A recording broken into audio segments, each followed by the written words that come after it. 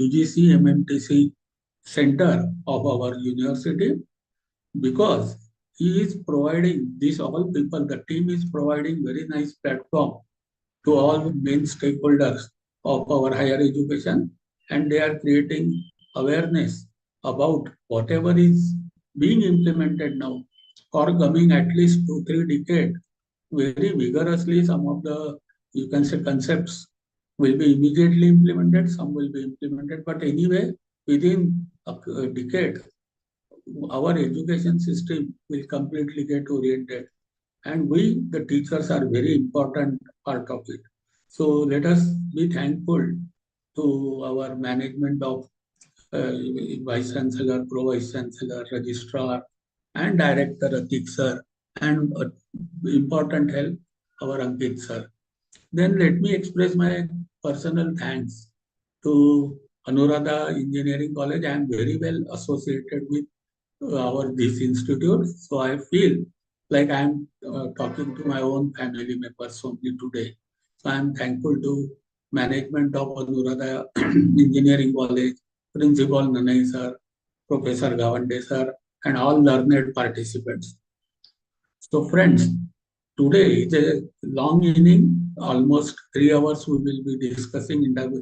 Let us make it interactive session, and let us plan that today we will have our complete 3 hour session into two parts.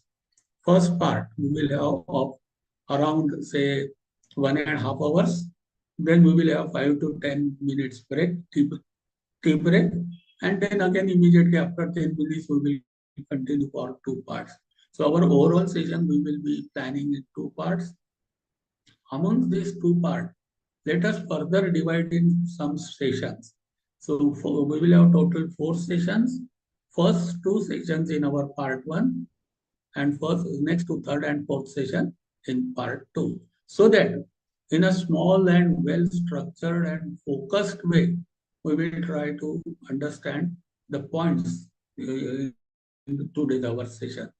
Friends, our today's session is about the philosophical part of NEP, that is, what is the concept, what do they mean by education, what are aims of education, objectives of education envisioned in NEP, then domains of education. So those things we will try to understand in our first part of the session, as well as everything, as Ankit sir has very rightly said, it's a journey from local to global. So through national. So something like some standardization is going to happen in education, and particularly higher education. So from that perspective, we will check that how everything will be brought into under certain framework, how this standardization is done. So what are the frameworks under which each of us will be working? Is our autonomy in danger? No.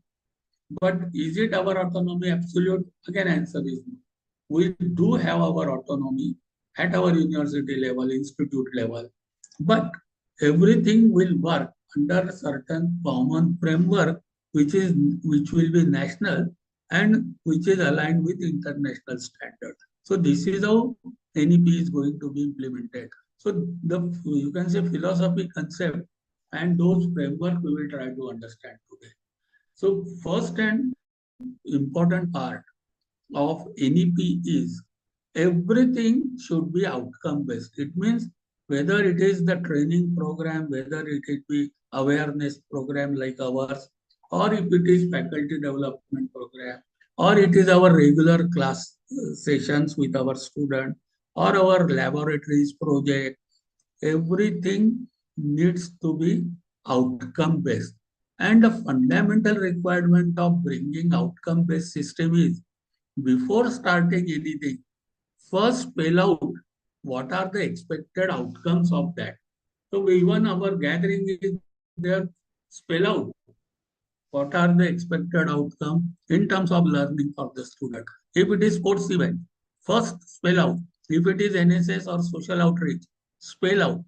Similarly, spell out for your classes, laboratories, project, etc. What is that we expect as outcome from our various activities, events or sessions. So in line with NEP, let us first make ourselves very clear what are the expected learning outcome from each of the sessions. Now in part 1, we will have two, you can say, sessions, and then after our break, we will have part 2 where we will have two sessions. So I will limit for our part 1. Let us see what is our expected learning outcome after this first session of our part 1. And then we will go into deliberations of first session of part 1. Here, what we are expecting that all of us will be able to understand very clearly how NEP 2020 got evolved.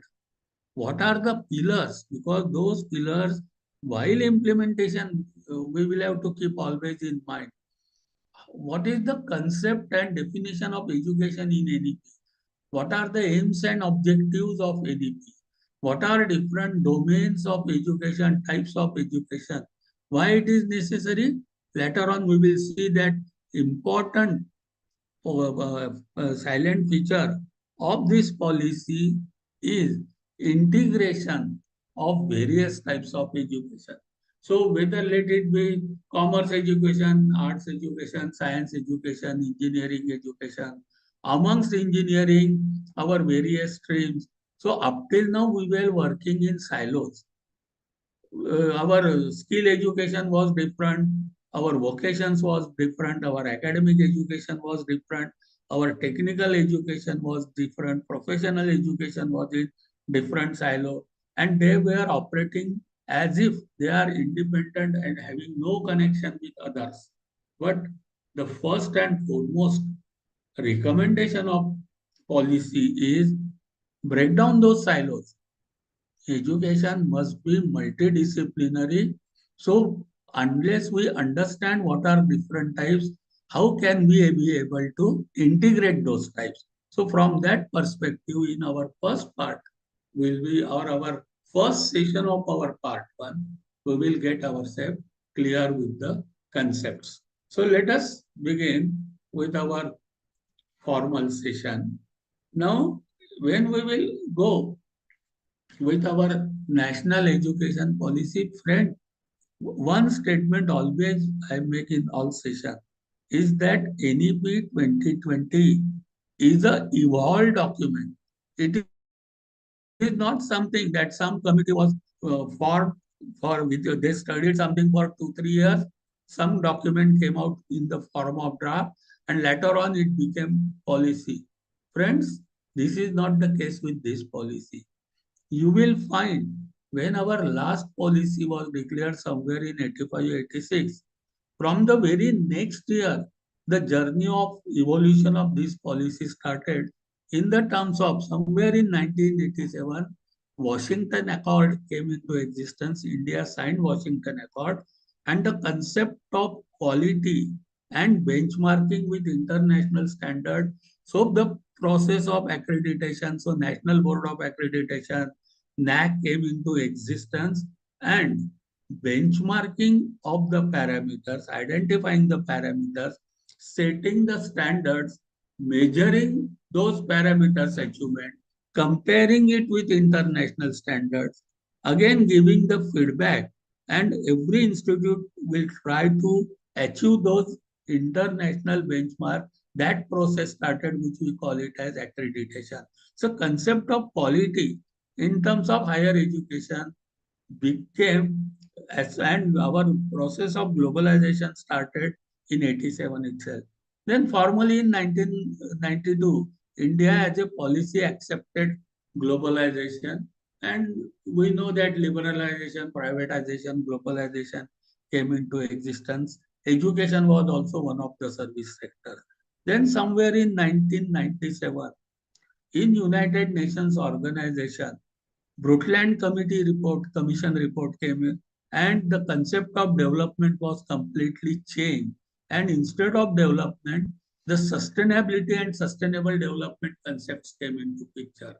And in 2003-4, Bonds Declaration and Johannesburg Declaration came into existence, which tells that the onus of sustainability education and education about sustainable development is on the shoulders of education. So education became the catalyst for worldwide implementation of sustainability, concept of sustainability and sustainable development. That is why you will find at number of places SDG 4, that is Sustainability Development 4, Goal 4. And we know that there are 17 goals. So, mentioned about sustainability development, sustainability development goals, and sustainability development goal 4 is mentioned at number of places in policy. And last but not the least was somewhere 2006 or 5 or 6 when IT revolution completely was almost exploded and all sectors were touched by IT revolution. Now education is not also left. That is why, as Ankit has very rightly said, IT-enabled tools, IT-enabled, you can say, teaching methodology, and to achieve access for everybody, the IT is the medium, that is what is accepted, and you will find all these milestones in this policy. So, what is the takeaway? Takeaway is that NEP 2020 is a evolved document. So, it is irreversible. Whether it's not about any government comes or not, it is not about any particular thought process or policies or not. It is a evolved document taking Indian education system, aligning with global education system. So it is a journey like this. So once we have understood that it is a evolved document and no coming back, let us understand the foundations of this policy. The policy, even though it is of 66, 67 pages, but the draft you will see it is of 600, 700 pages almost.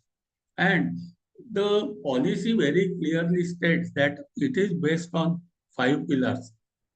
What are those pillars? Those are access, equity, quality, affordability, and accountability. What is the meaning of access? Now, access, the roots of this pillar you will find in sustainability development, where social economy, they are integrated with each other for sustainability. In terms of education, during preparation of this draft policy, the committee has observed that gross enrollment ratio in higher education in India is around 25%. Means even the states like developed state of Maharashtra, the gross enrollment ratio, which is measured in terms of number of students who join university level education to the total number of students pass in 12th or equivalent standard. So that ratio even in the state of Maharashtra was around 25%. Means if 100 students pass 12th or equivalent exam, only 25 students come to the university level education system. And it means 75% students are denied the access. So important part of this policy is this gross enrollment ratio should get increased to 50% by 2035. So from 25 to 35, that is the jump expected of enrollment and making higher education accessible to the student. And for that, many recommendations are done and which are being implemented as a accepted policy, such as integration of various types of education. So what was the need? Earlier we know that suppose some student do 12th with vocational stream, then they had so many restrictions to come to the university. And it was considered that those who are weak, they go for vocational education. Those who go for ITI because they are not good in academics, so go for ITI. Who go for MCVC 12, If you are not good in other subject, then go for MCVC. That type of mindset was there. So here, the multi-entry avenues are provided so that even the student who has left formal education after 8th standard and has taken ITI and such type of vocational education and experience, and if they attend certain level, later on we will see, known as level 4, then they can enter into level 4.5, which is in university's first year level. So that is how access to the education is one of the pillars, and we will find integration of various types, making provisions for re-entry of those who have left the higher education. So multi-entry, multi-exit, level-based education, many provisions are made there with reference to the pillar of access. That we will have to keep in mind when we will implement NEP at our institution. Second is equity, the quality of education which a metro student gets. Same quality of education should be available to a student in any corner of the country. So standard quality education, including teachers, including study material, including curriculum. So to ensure that irrespective of the location, a student gets equal, same quality and standard education. That is second pillar. That is why you will find the provisions like MOOC courses, NPTEL courses, permitting students to earn credit up to 40% of their total credit requirement through online platform. So what is done, that mode of education is not important, but attainment of certain outcomes, that is important, and students are made are permitted, and education system is made liberal and flexible so that student can earn credit from whatever resources, let it be online, let it be offline, let it be through blended mode, let it be through open university courses. So whatever mode, the best education is available, that should not only be limited to certain section of the student. That was the second pillar. So you will find in this policy various provisions made, such as experiential learning, blended learning, on the job learning. So equity is kept in mind, that one who wants to learn should not be deprived of the quality of any other institute. That is why transfer of credit is permitted. Transfer learning from some institute at one place, some courses from other institute, such conditions are permitted. But look it from this pillar, that equity is important irrespective of the location or anything, or economic condition or strata. Student has got right to have quality education as a student in other areas having. So we know that many of the IITs have started dual degree program. A student learning in Amravati University can get simultaneously a BTech degree from IIT Chennai through their online mode. That course is also equally standard, equal standard, no quality difference between the regular BTech or those online offered BTech. So thus such type of, you can say, provisions have come because of the second pillar of equity.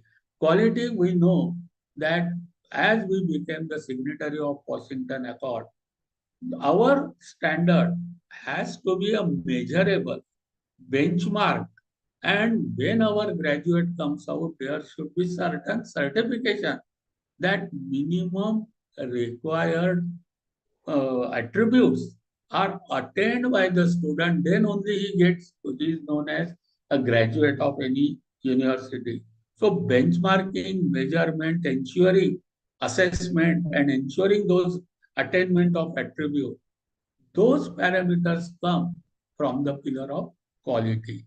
So whenever we will talk about benchmarking, comparison, you can say how to measure, what is expected, what are attributes, what are outcomes. So you will find all those relate to the pillar of quality, and this quality comes from, in a way, from Washington Accord. So quality parameters are standardized from local to national and aligned with global. So keeping global standards, complete education system is overhauled to ensure the attainment of quality of international standard. Next is affordability. We know ours is a very heterogeneous country. The economic, you can say, difference is very, very high. There are people very poor, very rich. So no student should get deprived of higher quality education because of affordability. That has to be ensured. So many schemes are, you can say, suggested, and government of the India as well as state governments and philanthropists are made to come out with the students' financial support system. Student support is considered to be a very important cornerstone for quality education. And last is accountability.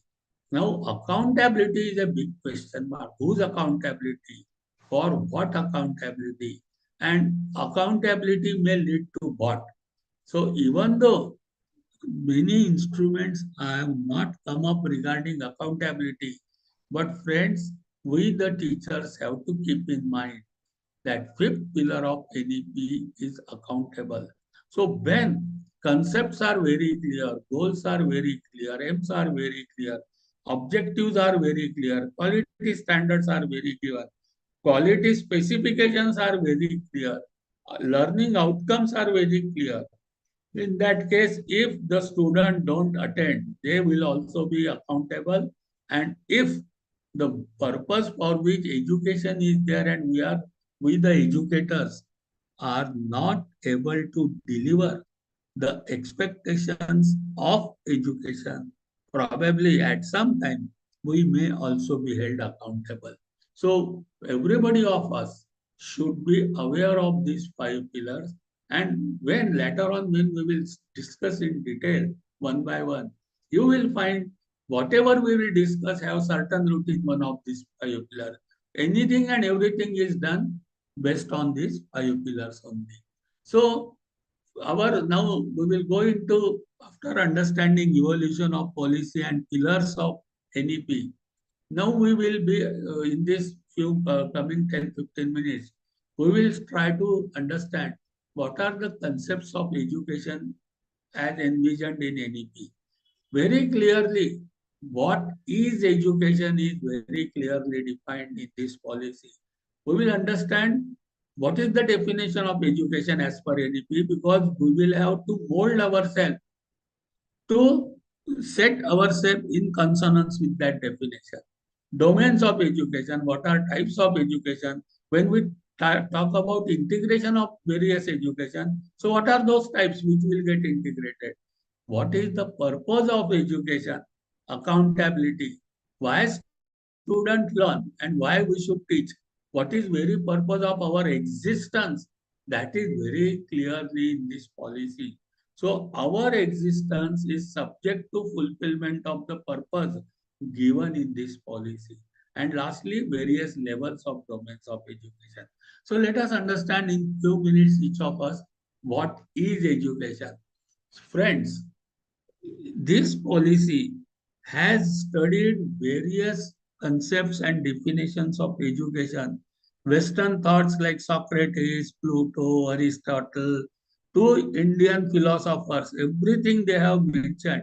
And finally, what is accepted as education is nearer to the definition given by Swami Vivekananda ji. What, as per this policy, what is education? This is the manifestation of divine perfection already existing within an individual. So, what are the keywords in their definition? Number one, individual. So, what is the takeaway for us? Now education will be focused towards individual. Personalized education will be the way forward. Up till now, we used to have group education, class of 60, batch size of 20, project batch size of 5. So we used to always talk about group and group assessment, group requirement, group aspirations was addressed in our education system. But NEP clearly says it should be personalized and individualistic. If there are तो 60 ये students क्या in होगा my education class, मिलेगा आपके इधर note इधर this policy recognizes every individual is special, every individual is different, and every individual has got certain divine attributes, perfection, passion, interest, which is truly personal and individualistic only. And as per this policy, education is helping that individual to identify what is already in that individual in the form of passion, in the form of attribute, in the form of perfection. Once the student, individual, is able to understand what is speciality in that person, then we have to help that individual to manifest the perfection, to, you can say, develop those perfections which are already there. This is the definition. So what does it mean for us, we as the educator? We have to identify the hidden talent, aspirations, passion, perfections, which are already there in the students. There are 60 students.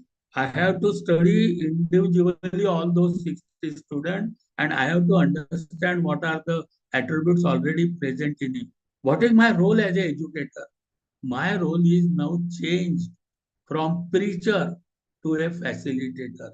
I have to facilitate that individual to identify the perfection, whatever is there. We have to tell that you are perfect in this, your aspirations is this. Help him to identify to who am I. Help that person to answer this question, who am I? And once that perfection is identified by us and understood by that individual, then help that individual to manifest those perfection. So our role is of a facilitator. What is the warning for me as a teacher? Up till now, my concept was I teach, student learn. If I don't teach, student will not learn. What is good for student, I know. So whatever I tell is good for the student. This was the concept and philosophy from a teacher, institution, university towards the learner or a student.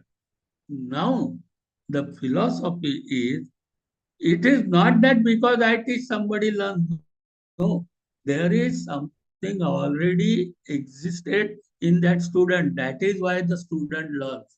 So from the concept of teaching, everything is moving towards learning. And it's not that I teach, the student learn. No, I help student to manifest. So it is the student who will do everything and my role will be facilitating role.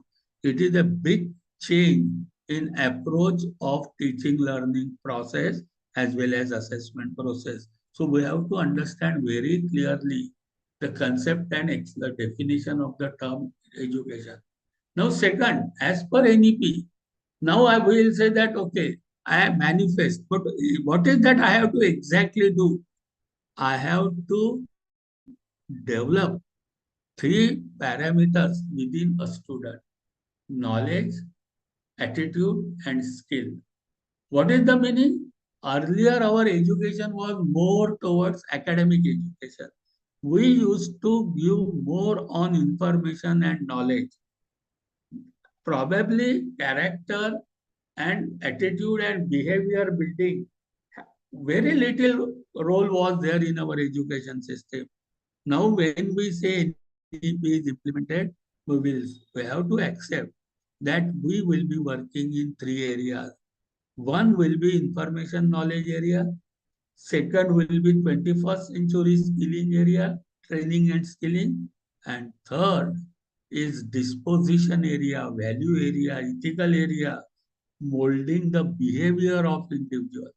So whether we are in first year, second year, third year, final year, whatever we may call, our curriculum must have components of knowledge, components of 21st century, and components of behavior.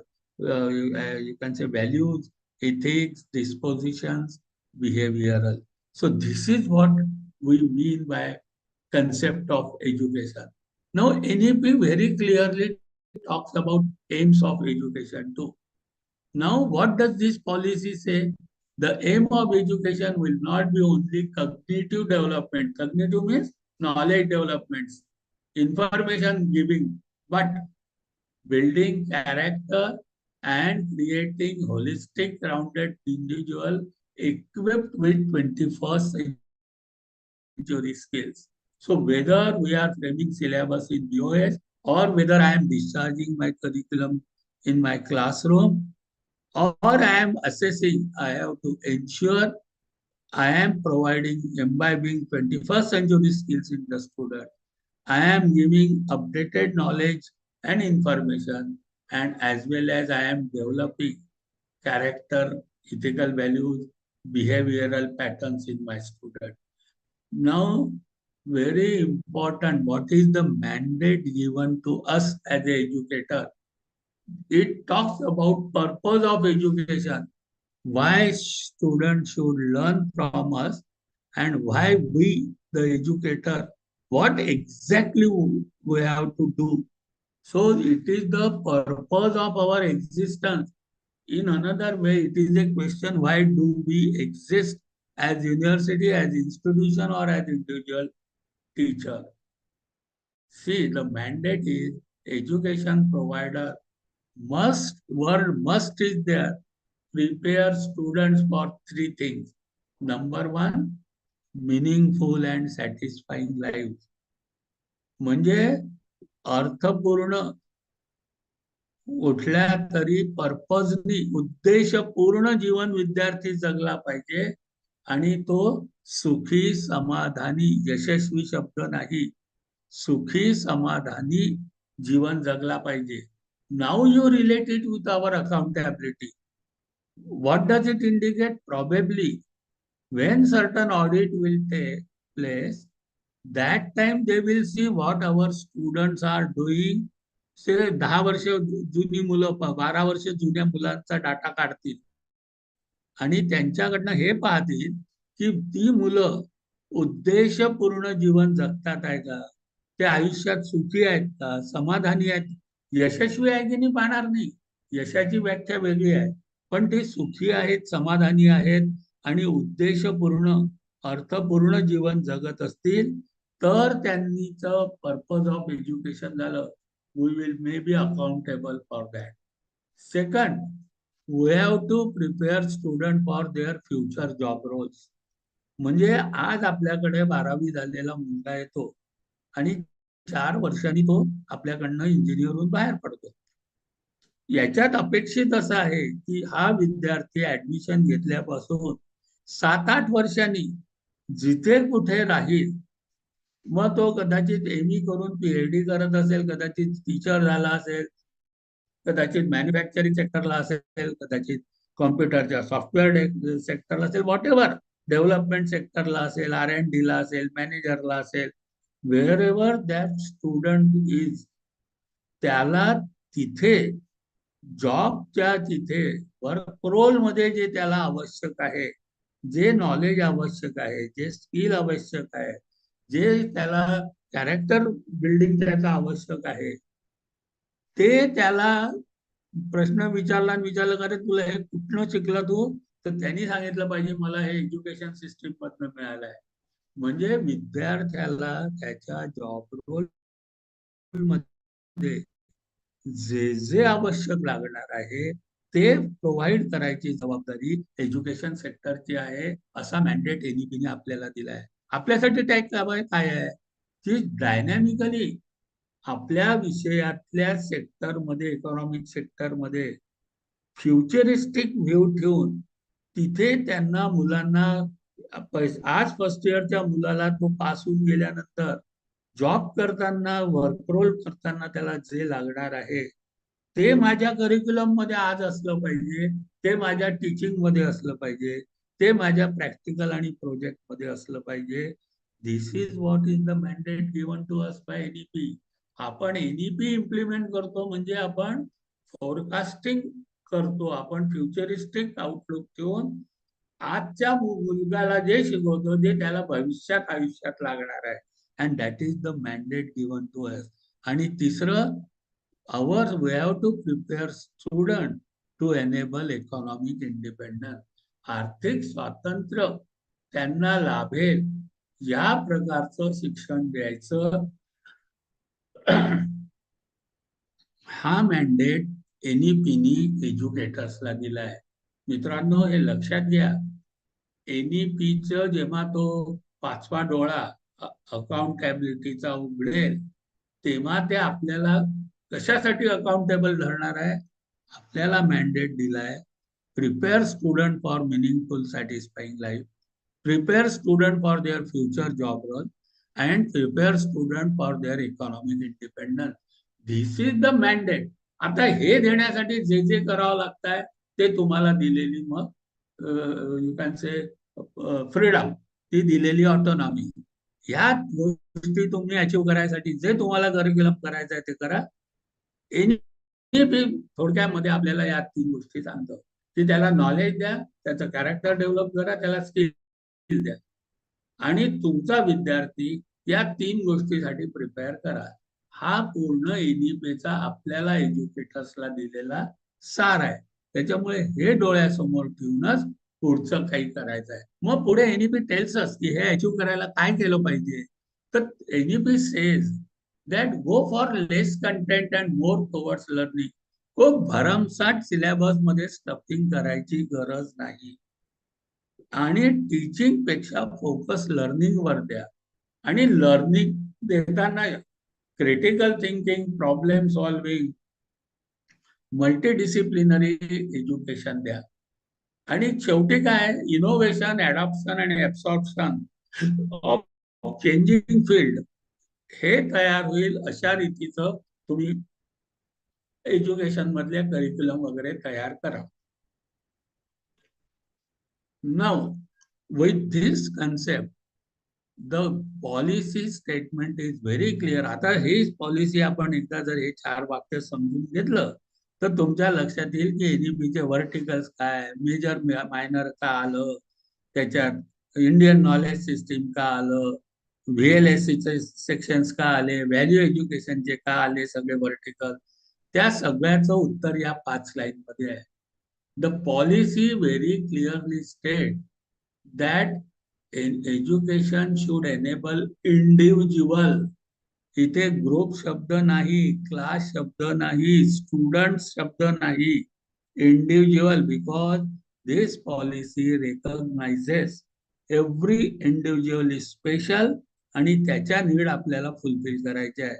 म्हणून education should enabling process आहे individual कशासाठी, to study one or more specialised of areas of interest at deep level, major minor.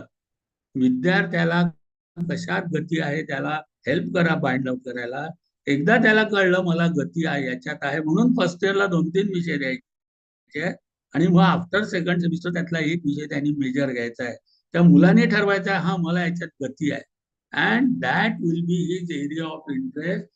Take him deep in to that area आणि also develop character, ethical, constitutional value, spirit of service.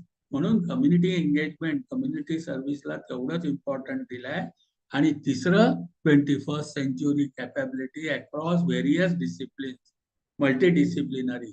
बस हे 5 वाक्य म्हणजे पूर्ण एनईपीचं syllabus करायचे जे vertical दिले आहे त्यात काय असावं हे सगळ्याचं सार म्हणजे हे 5 वाक्य आहेत.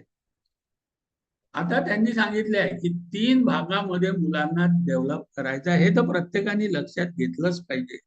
Education will have 3 wings. One wing will be of knowledge information, second wing will be of training and skilling, and third wing will be of behavioral value system development, ethical values development. म्हणजे पूर्ण आपलं शिक्षण 3 domain मध्ये आहे आता. Now what is knowledge domain? Knowledge डोमेनचे पुन्हा 2 part आहेत. एक आहे डिस्क्रिप्टिव्ह नॉलेज, दुसरा आहे प्रोसिजरल नॉलेज. डिस्क्रिप्टिव्ह नॉलेज म्हणजे काय? Knowing that theory, principle, laws, की ज्याच्यामध्ये की say for example earth revolves around the sun. हे थिअरी आहे, प्रिन्सिपल आहे.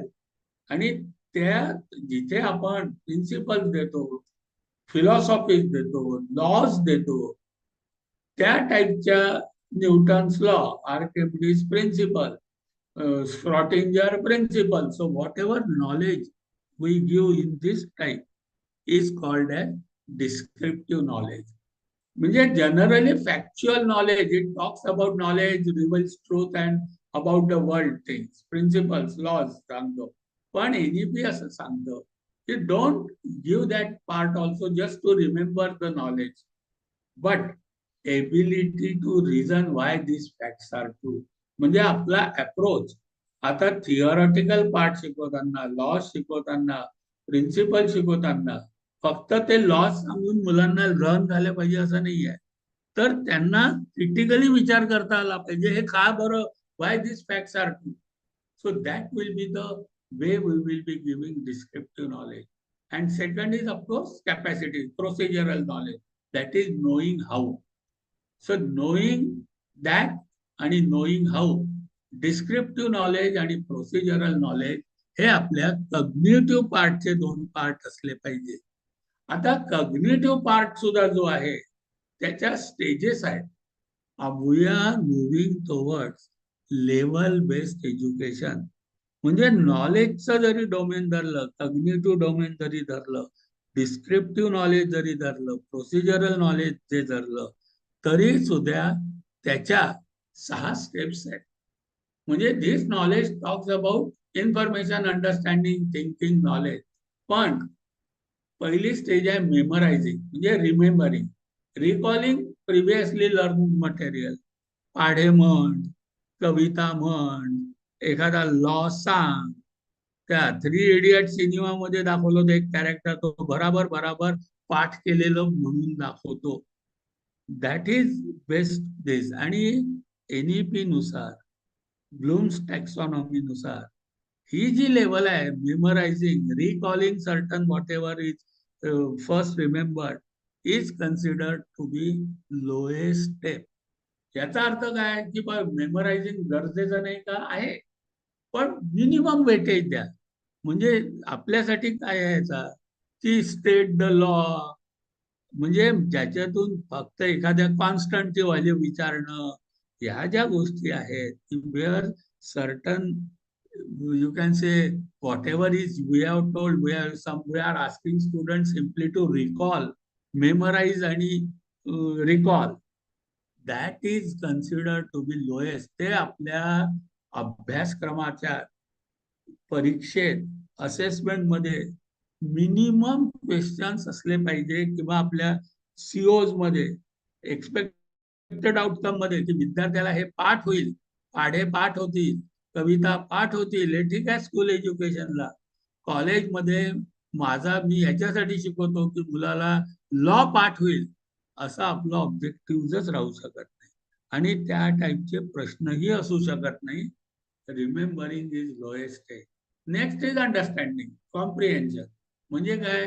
Grasping the meaning of material and explaining the idea and concept. Yes, आपण वर्गात नेहमी म्हणतो मुलांना, समजलं का? Have you understood? So that is as per NEP and Bloom's. It is that way minimum required that student understand it. पण पुन्हा question येतो की नुसतं अंडरस्टँड करून काय करायचं आहे? त्याला वापरता येते का ते काय त्यांनी शिकलाय ते? म्हणून next is application, where student is expected to use whatever is the student has learned in new as well as in concrete situation. Real higher एज्युकेशनच्या वरच्या स्टेप सुरू होतात, analysis, evaluation and synthesis. What is the take away for us, की जेव्हा आपण syllabus करू आपल्याला लक्षात घेतलं पाहिजे मी फर्स्ट इयरचं करतोय सिलेबस, सेकंड इयरचं करतोय, थर्ड इयरचं करतोय की फोर्थ इयरचं करतोय, पुढे जाऊन बघू आपण लेवल 4.5चं करतोय, 5.5चं करतोय, 6चं करतोय की 6.5चं की पीजीचं, आणि mapping in consonance with the level. आपल्याला नॉलेज कंपोनंट मध्ये मग अप्लिकेशन वर जोर आहे की इव्हॅल्युएशन वर जोर आहे की सिंथेसिस वर जोर आहे. ऑब्विसली फोर्थ इयर असेल, पीजी असेल, पीएचडी असेल, इथे new pattern creation, new synthesis त्याच्यावर जोर राहील. आणि फर्स्ट इयर सेकंड इयरला अंडरस्टँडिंग वर, अप्लिकेशन वर जास्त जोर राहील. So we have to understand that even in this domain, there are 6 levels, and when we will go to level-based analysis later on after 1 hour or so, that time you will have to correlate what we are discussing today. So as per Bloom's taxonomy, या levels आहेत remembering पासून creating पर्यंत. Remembering हे सगळ्यात लहान आहे. आता मला assessment मध्ये हे सगळं एन्श्युअर करायचं आहे. So whether it is my class test or unit test or university examination, मला हे प्रूव्ह करायचं आहे what stage of cognitive level I have taught and I am assessing the student. म्हणजे remembering, understanding, applying generally fixed our examinations मधनं test होतं. मग ते continuous evaluation असेल किंवा सेमिस्टर एंड एक्झाम असेल, आणि अनालायझिंग, इव्हॅल्युएटिंग आणि क्रिएटिंग या लेवल्स या कॅपस्टोन प्रोजेक्ट मध्ये, मिनी मायनर प्रोजेक्ट मध्ये, कोर्स प्रोजेक्ट मधनं होतात. म्हणजे आपल्याला असेसमेंटचं सुद्धा ब्लेंडेड असलं पाहिजे. इव्हन आपण कॉग्निटिव्ह डोमेन साठी सुद्धा असेसमेंट करत असू का. आणि there are certain you can say courses. समजा आपल्याला NSSचं असेसमेंट करायचं आहे, फील्ड व्हिजिटचं करायचं आहे, फील्ड प्रोजेक्टचं करायचं आहे, इंटर्नशिपचं करायचं आहे, तर त्यावेळेला आपल्याला असेसमेंटसाठी रुब्रिक्स वापरावे लागतील. सो इव्हॅल्युएशनचे टूल्स आणि technique it self is a complete 1 week you can say we have to learn.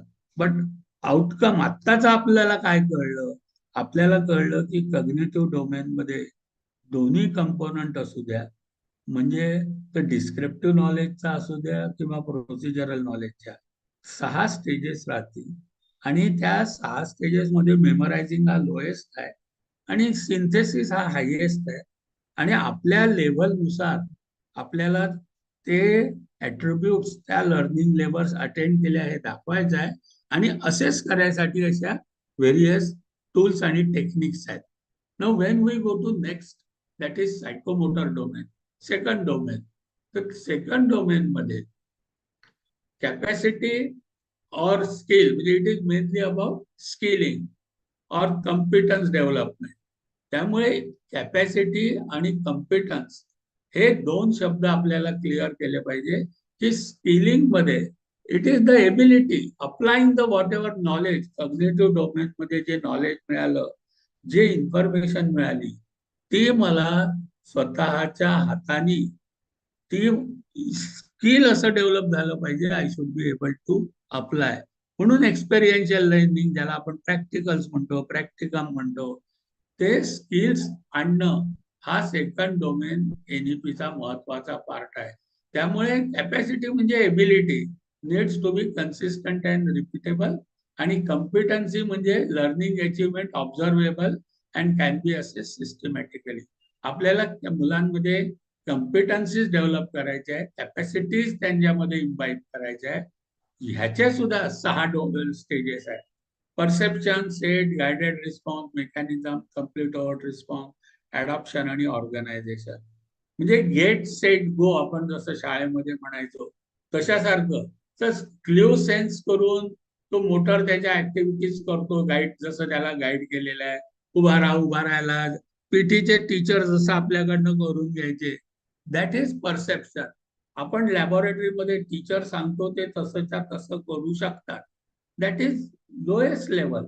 सांगितलेलं करतो, पण ते आलंच जरुरी नाही का, आहे जरुरी, पण सफिशियंट आहे का, डेफिनेटली नाही.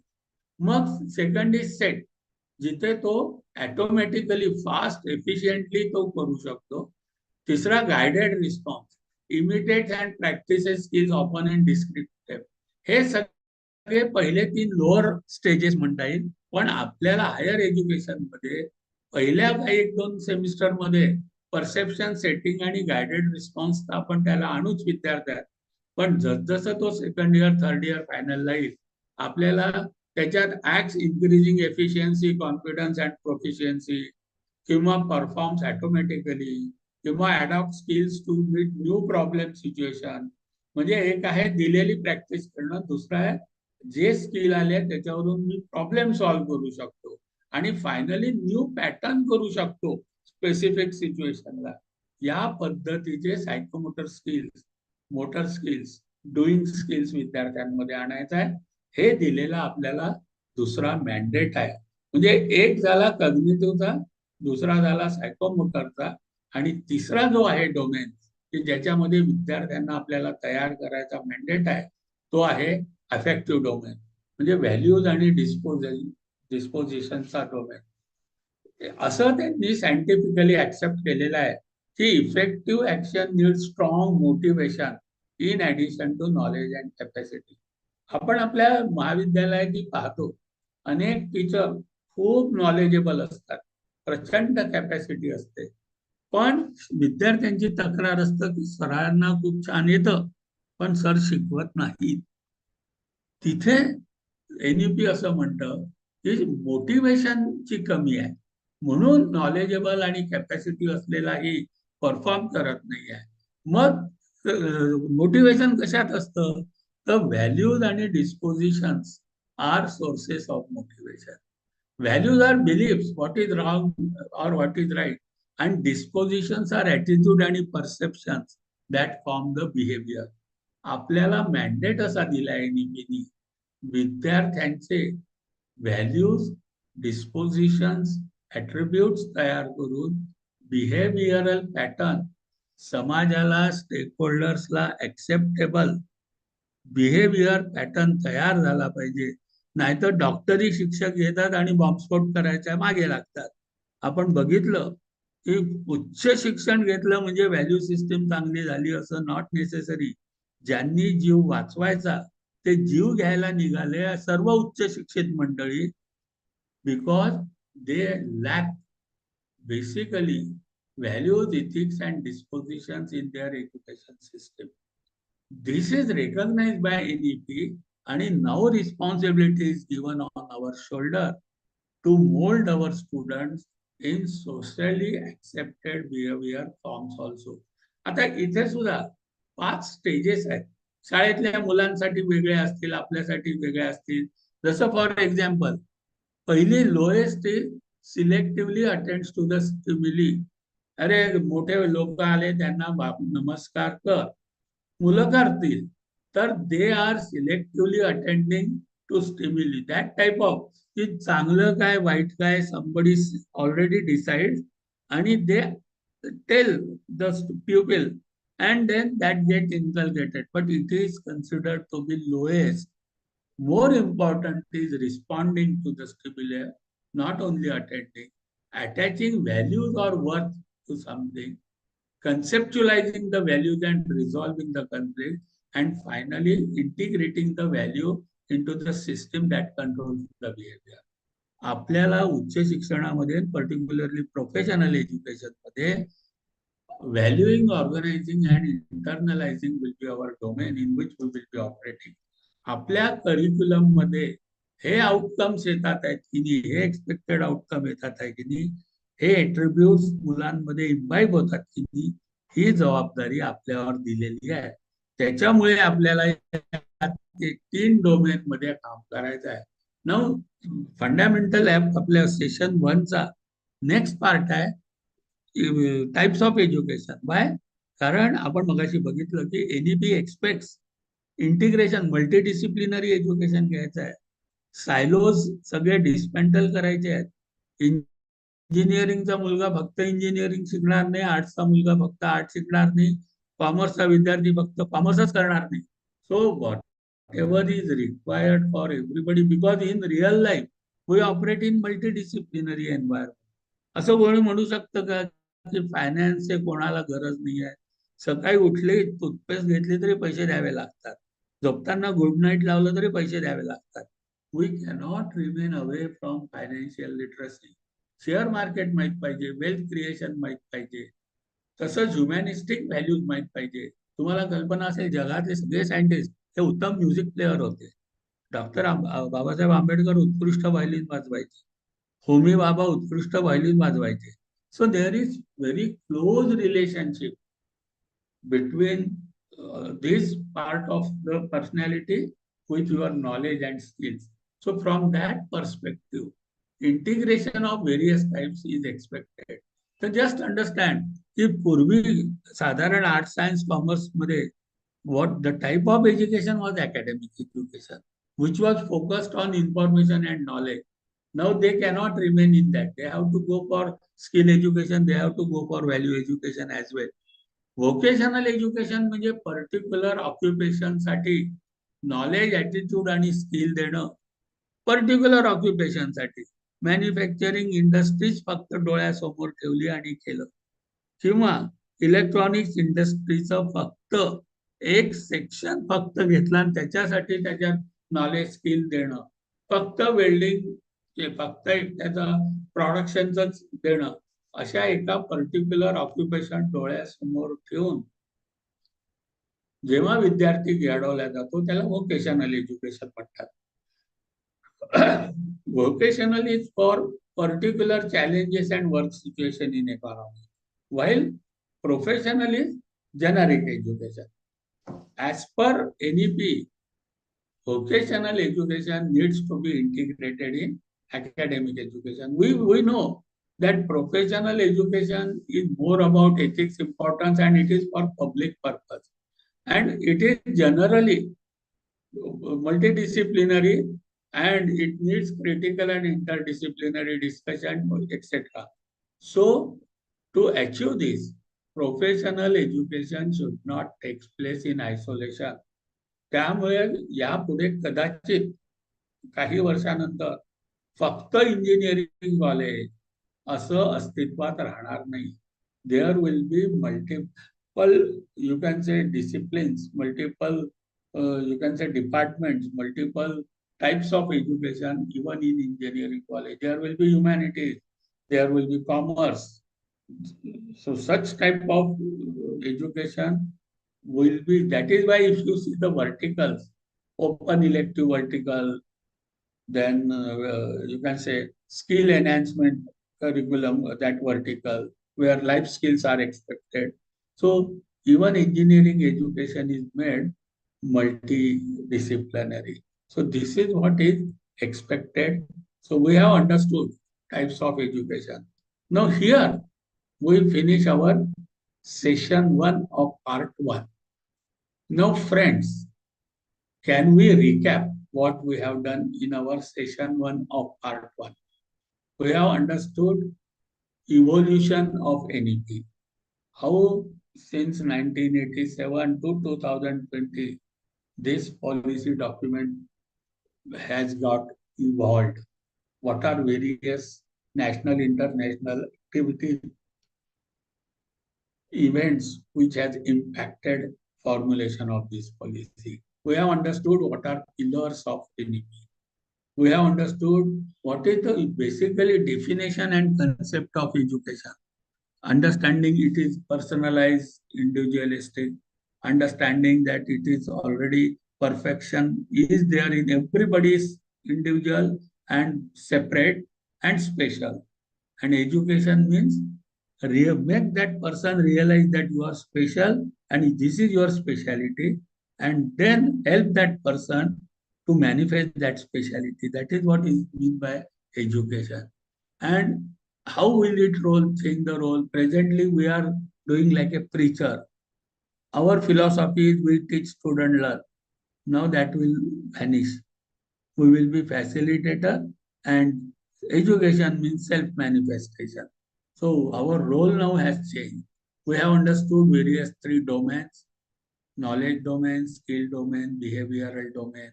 We have seen for each domain there are stages and levels, and as we go up, the level becomes more broader, more deeper.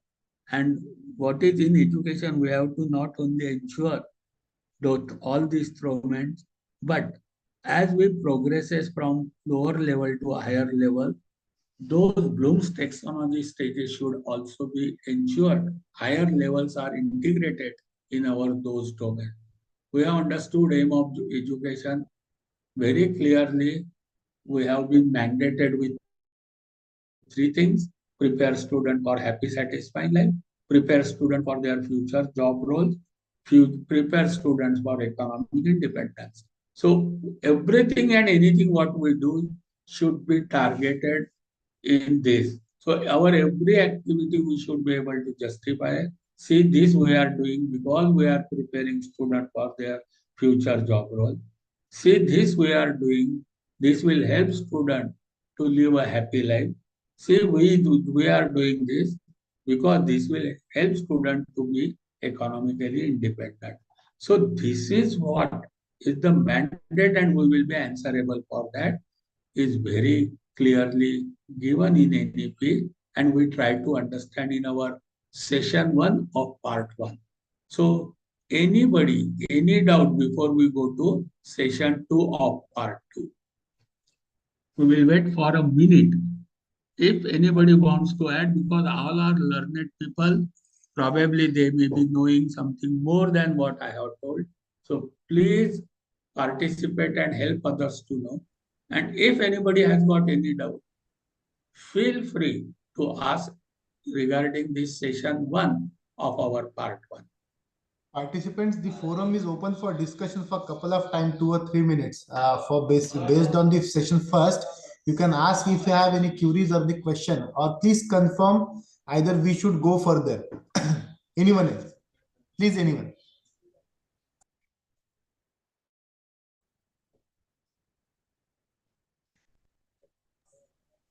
If you have any queries or the doubt with regards to session particular first, you can please ask to Professor Marathe sir.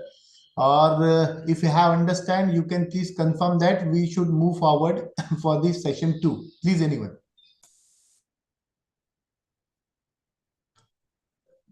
Yes, Sharma sir, should we go ahead?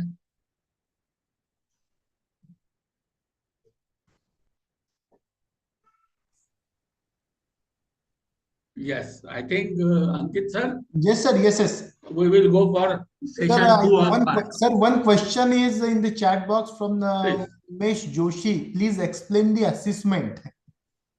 Please explain the Assessment. assessment. Okay, we will, friends, when we will go for qualifications and you can say LOCF, no, that time for each domain and each level, how, what verbs will ensure that we will explain in detail that time. But still, since sir has asked, I will go to that slide first. I will explain and again we will come back over here.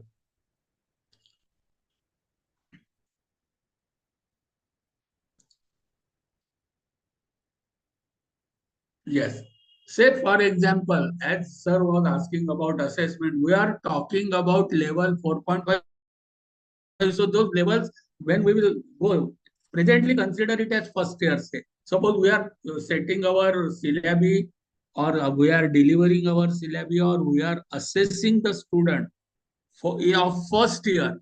So what is expected is in first year only basic understanding of facts and tools, facts, figures. So what tool should be the type of questions? Tools, there are many tools. We can use AD puzzle, we can use all more than 50, 60 technology are available for assessing. But basically assessment is of two types. One is known as formative assessment and another is known as summative assessment. Summative assessment is something like end examination, where teacher and student has no chance of improving. So it's a final assessment. NEP clearly states that summative assessment should be minimized. There is a difference between assessment, examination, and evaluation. NEP says stress should be more on assessment and less on examination. Assessment, in a way, is a continuous form. We will discuss in detail when we will come to this part of it. But presently, suppose assessment that I may do at the end of my class, I may do at the end of my unit or module, or I may do in midterm 1 or 2 tests. There are various ways of assessment, but basically, if we are at first year, our focus should be on whether student have understood, whether student knows the basic facts, tools, and procedure. So Bloom's level of memorizing and understanding, such as define, list, identify. So those are regarding memorizing. But match, explain, label, calculate, select, demonstrate, those are of understanding. So our cognitive domain for first year will be remembrance and basic application. So assessment should be focused on these three. But when the student comes to second year, which is known as level 5, here expectation is now moderate depth, performance and analyzing routine tasks and some synthesis. So Bloom's taxonomy wise, what is expected here? Memorizing is not at all expected. So our question should not be like define, list or identify. Focus should be on understanding, applying and analyzing. So next level, Bloom's level. So questions, assessment should be more on interpret, compare, classify, use, illustrate, compute, explain, such type of thing. When student comes to third year, now he is at higher level or 3 years degree program. So here expectation is the student become a problem solver. Student is able to solve complex problem, evaluate, make judgment, and he is a professional ready. So our domain for you can say cognitive domain level will be apply, analyze, and evaluate. Even understand is not there. Memorizing and understanding, those are for first year, second year. Here it will be more on applying, analyzing, evaluate. So our assessment question should be like analyze, design, justify, evaluate. So when some audit team that time, when they will check our question papers, they will definitely ask, show some questions paper of first year, some of second year, some of third year, and some of final year. And our question papers questions, by what verb they start, that will indicate whether we are commensurating with expected level or not. If my third year question paper shows lot many questions on explain, define, or demonstrate, such type of questions, verbs are used in my third year, final year, they will say that you are not going by level base. Even though you call it degree, we will say that it is diploma. So to that extent, our accountability may come. So these are the way of assessment. See, assessment tools itself is a big topic. There are various techniques and tools of assessment. So does it little bit satisfy your query at present?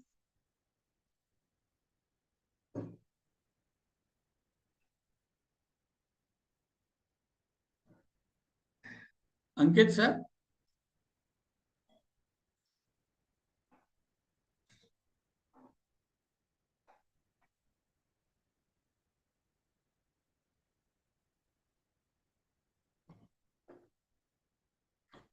Should we go ahead?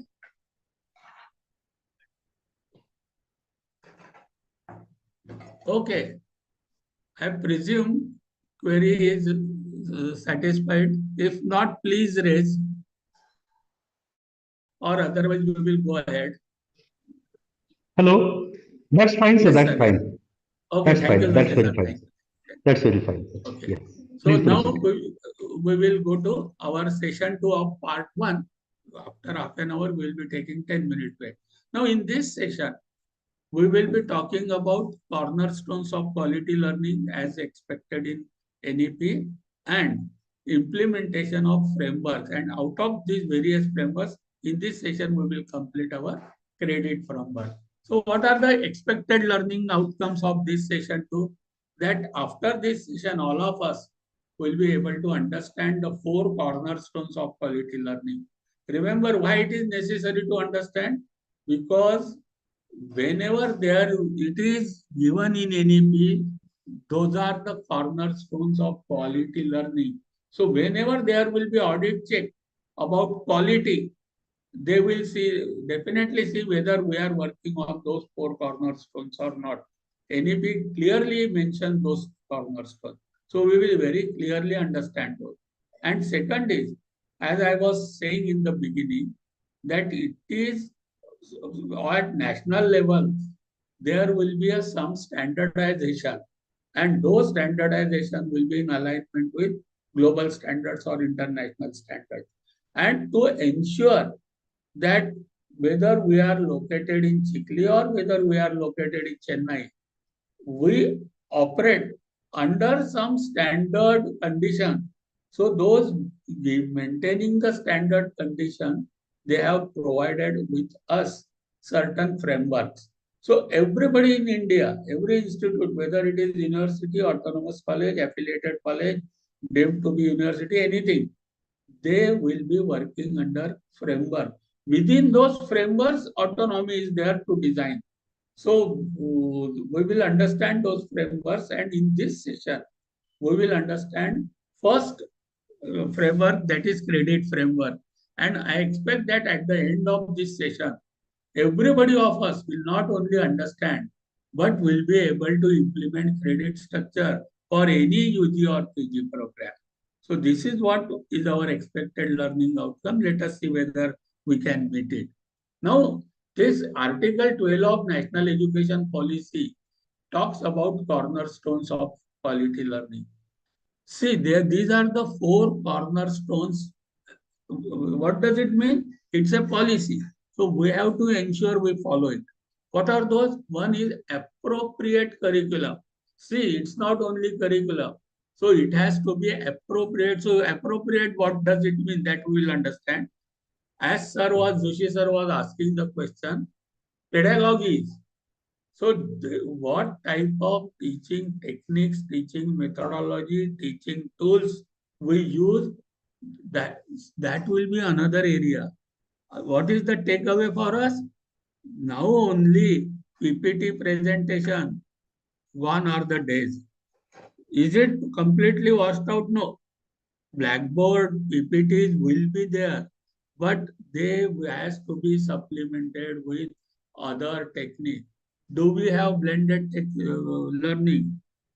Do we have participative learning? Do we have experiential learning? Do we have blended learning? So there are various techniques and methods of teaching learning processes as well as various tools. So those all techniques and tools we will have to learn and implement, because that is will be considered as important cornerstone. Third, as Joshi sir has rightly asked, assessment. See here what continuous assessment is used. So there are 3 different words. All of us should be very clear difference between assessment, examination, and evaluation. In assessment and examination, again there are 2 types. One is summative and another is formative. And NEP clearly mentions that summative examination should vanish over the period or should get minimized.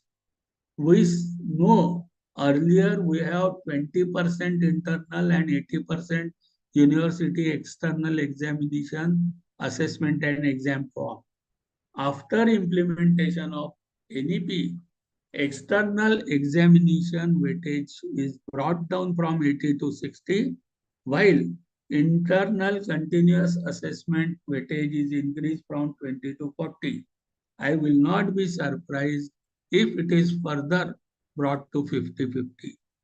And again, in internal assessment presently, we give thrust on attendance or two tests. It may not be there. There will be certain rubrics for certain verticals. It will be a continuous assessment. So I may say that my every session, I will assess my student.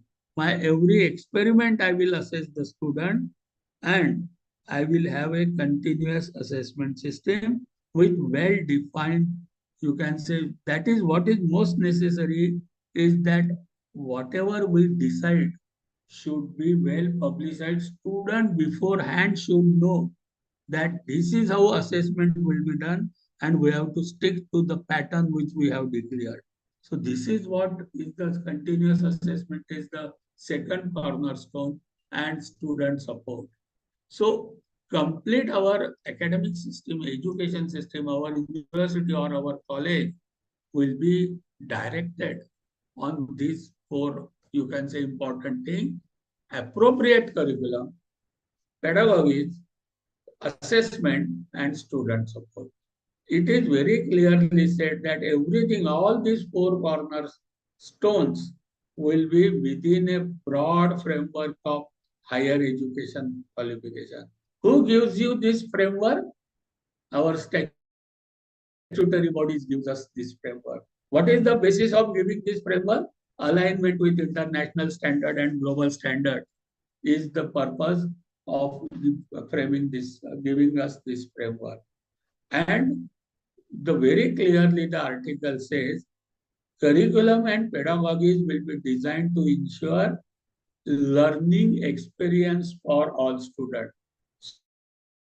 So we are shifting from rote learning to experiential learning.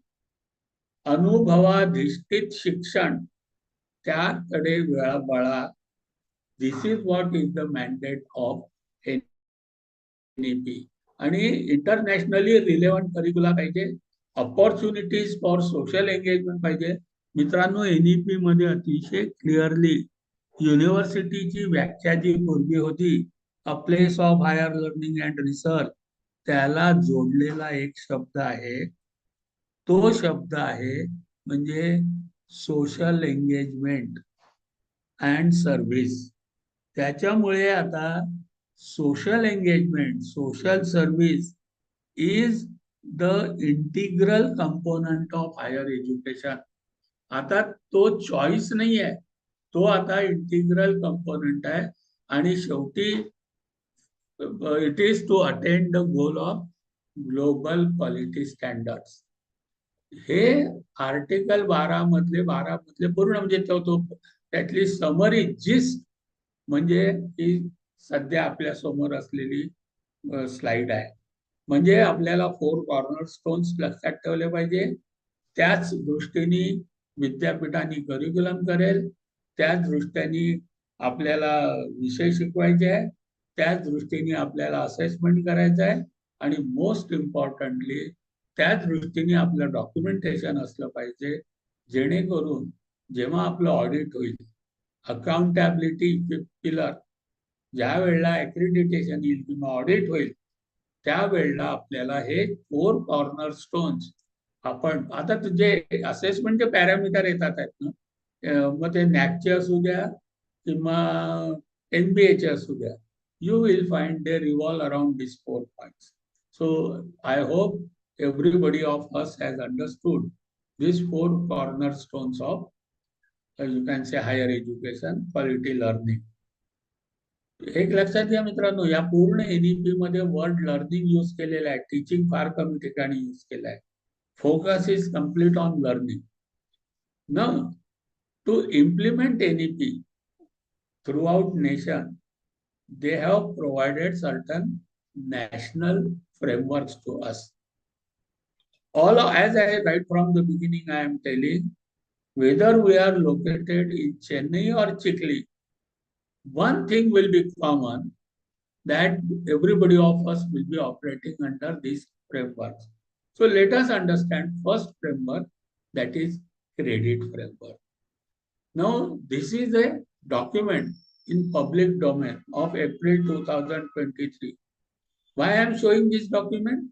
You will find UGC, AICT, Ministry of Education, NCERT, all statutory bodies are on one page, same platform, and jointly come out with this instrument.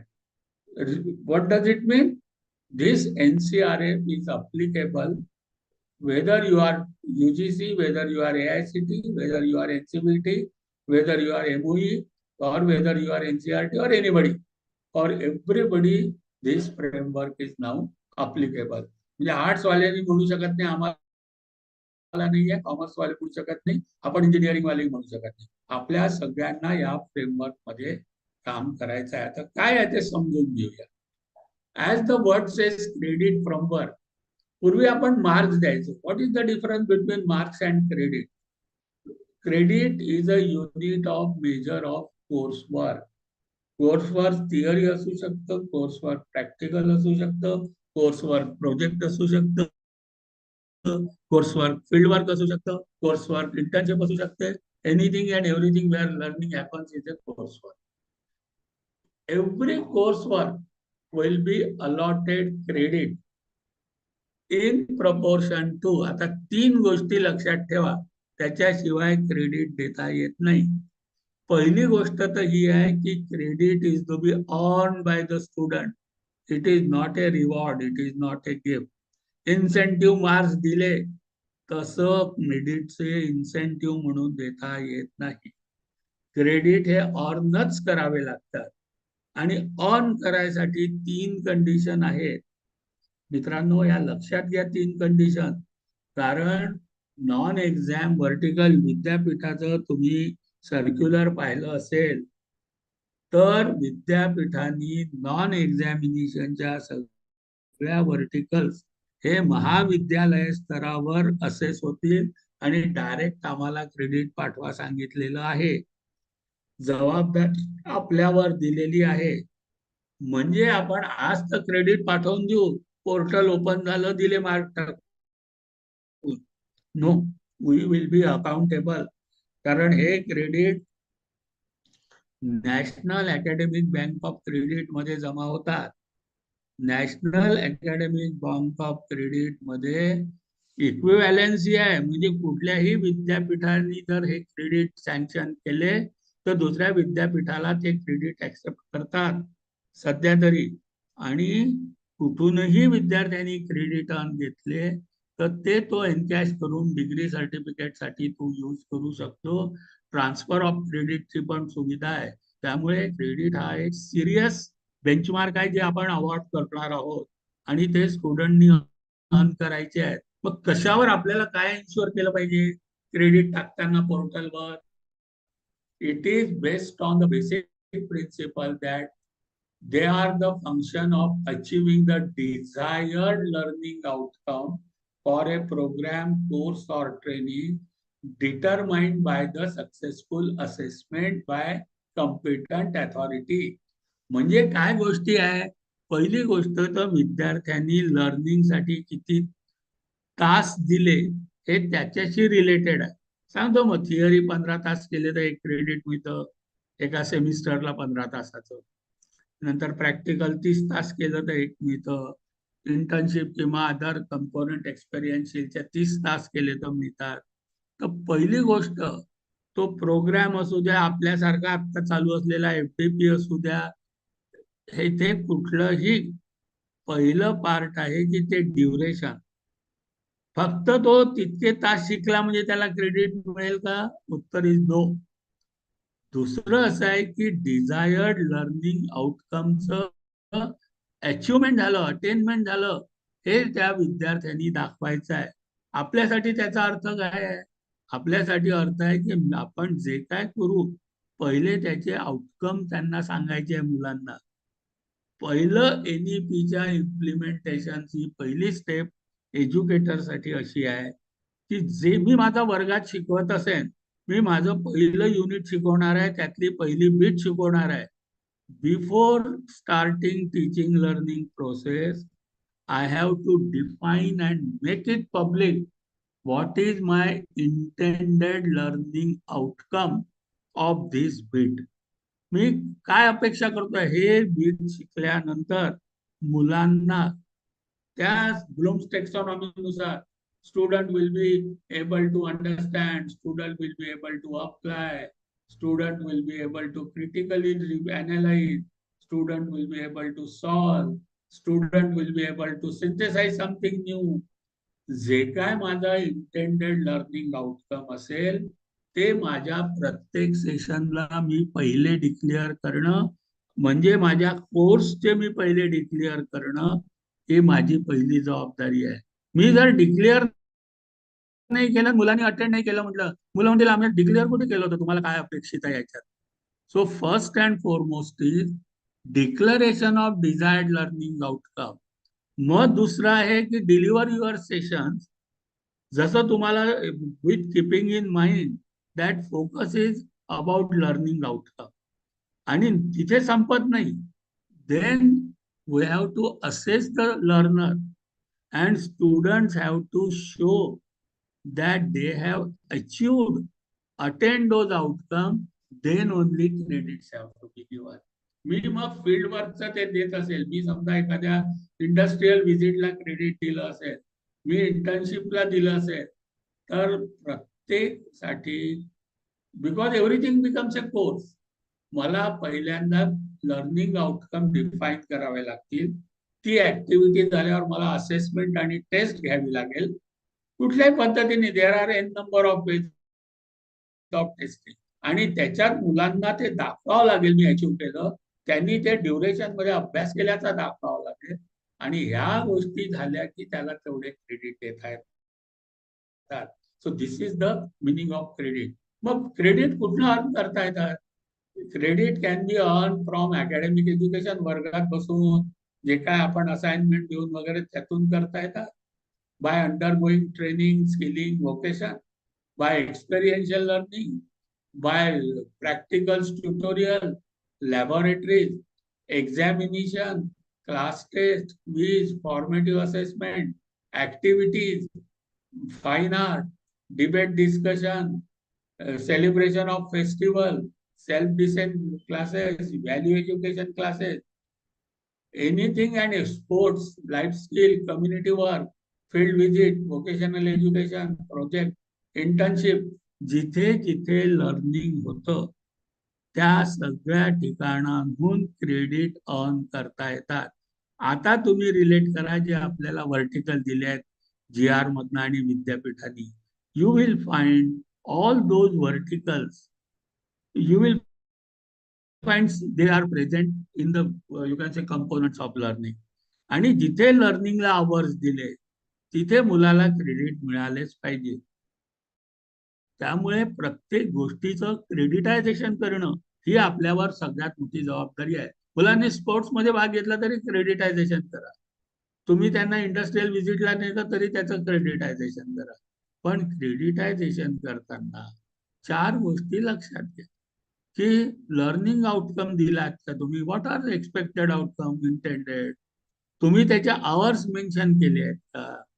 Learning hours, त्यातले learning hours are important. त्याच्यानंतर तुम्ही असेसमेंटचं mechanism दिलाय का, आणि assessment करून मुलांनी ते attend केलं हे दाखवलंय का. म्हणजे आपलं आता जे कोर्स फाईल किंवा आपण जे रेकॉर्ड मेंटेन करतो ते सगळं या पद्धतीने मेंटेन करावं लागेल. तेव्हा आपण म्हणून आम्ही मुलांना क्रेडिट दिले, म्हणून मुलांना आम्ही ग्रेडेशन दिले. सो आता how notional hours are related with credit. आता ऍज पर NCRA मिनिमम शब्द आहे बरं, minimum number of learning hours per year are 1200. याचा अर्थ काय, आपण एक अकॅडमिक इयर कशाला म्हणतो. पूर्वी आपण म्हणायचो की जुलै ते जून म्हणजे एक अकॅडमिक आहे, NEP म्हणतो ओके. नंतर आपण असं म्हणायचो की 2 सेमिस्टर मिळून एक अकॅडमिक इयर होतं. Semester 1 and 2 is first year academic year, semester 3 + 4 is second year academic year. NEP says okay go ahead. नंतर आपण असं म्हटलं होतं 180 टीचिंग डेज म्हणजे 1 अकॅडमिक इयर. एका सेमिस्टरला 90 टीचिंग डेज, दुसऱ्या सेमिस्टरला 90 टीचिंग डेज, म्हणजे 1 अकॅडमिक इयर. NEP म्हणतं यस गो अहेड. पण आता NEP एक चौथी कंडिशन टाकतं, calendar year accepted, teaching days accepted, semesters accepted, but one more condition, एका वर्षामध्ये 1200 लर्निंग अवर्स, जे जर 1200 लर्निंग अवर तुम्ही दाखवले तर 1 वर्ष झालं म्हटल्या जाईल. आणि 1200 लर्निंग अवर्स म्हणजे 40 क्रेडिट. हा आता इंटरनॅशनली ऍक्सेप्टेड कन्सेप्ट आहे. आपलं टेक अवे काय आहे की आपल्याला प्रत्येक अकॅडमिक इयर मध्ये मिनिमम 40 क्रेडिटचा कोर्स असलेच पाहिजे आणि 1200 लर्निंग अवर्स दिसलेच पाहिजे. आपण जे अकॅडमिक कॅलेंडर बनवतो त्या कॅलेंडर मध्ये आपल्याला लर्निंग अवर्स 1200 दिसलेच पाहिजे. जर आपल्या ऍडमिशन झाल्या ऑक्टोबर नोव्हेंबर मध्ये आणि परीक्षा झाल्या मार्च मध्ये आणि 1200 लर्निंग अवर दिसले नाही, tomorrow will be held accountable. ते म्हणतील तुमचं इयरच झालं नाही, तुम्ही 40 क्रेडिट देऊच नाही शकत कारण तुमचे 1200 तासाचं अवर्सच नाही दिसत. This is what is a take away. याचा अर्थ काय, आता आपण सेमिस्टर पॅटर्न मध्ये आहे. एका वर्षाला 1200 लर्निंग अवर आणि 40 क्रेडिट, याचा अर्थ एक सेमिस्टर 600 लर्निंग अवर आणि 20 क्रेडिट. आता एक सेमिस्टर हे 90 टीचिंग डेज किंवा 15 ते 18 आठवड्याचं असलंच पाहिजे. आपलं अकॅडमिक कॅलेंडर मध्ये लक्ष ठेवायचं आता की एका कुठल्याही प्रत्येक सेमिस्टर 600 लर्निंग अवर दिसलेच पाहिजे आणि किमान 15 आठवड्याचं दिसलंच पाहिजे लर्निंग. लर्निंग वीक्स आहे ते, म्हणजे 600 भागीला 15, एक आठवडा 40 लर्निंग अवर्सचा. जर 15 आठवड्याचं असेल तर आणि 18 आठवड्याचं असेल तर 35. म्हणून GR मध्ये लिहिलेलं आहे बघा की एन्श्युअर की प्रत्येक आठवडा हा 35 लर्निंग अवर्सचा राहील. हा 35 फिगर कुठून आला, हा असा फिगर आलेला आहे.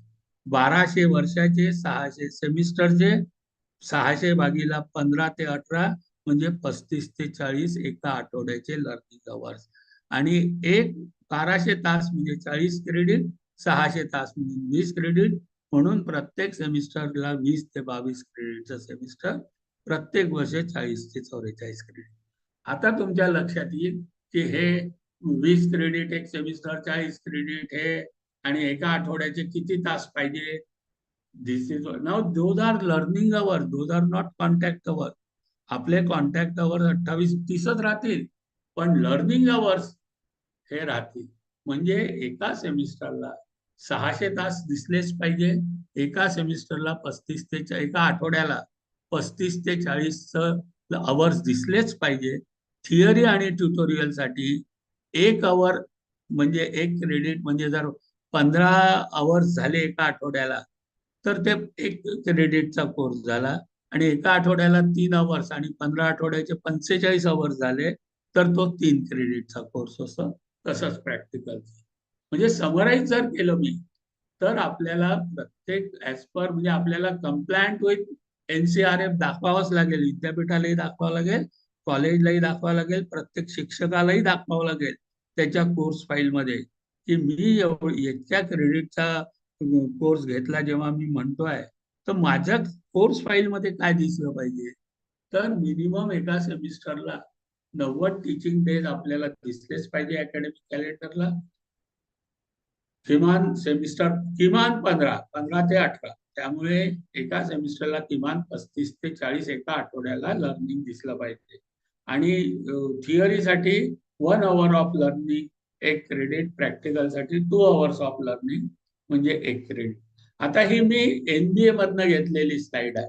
म्हणजे उद्या NBA जर आपल्याकडे आलं, आपलं काय पाहिजे, तो आपल्याकडे this is what every course file, every teacher, every department and every college will have to keep this ready. आपली स्कीम त्याला टीचिंग स्कीम म्हणायची नाही, टीचिंग लर्निंग म्हणायची number 1.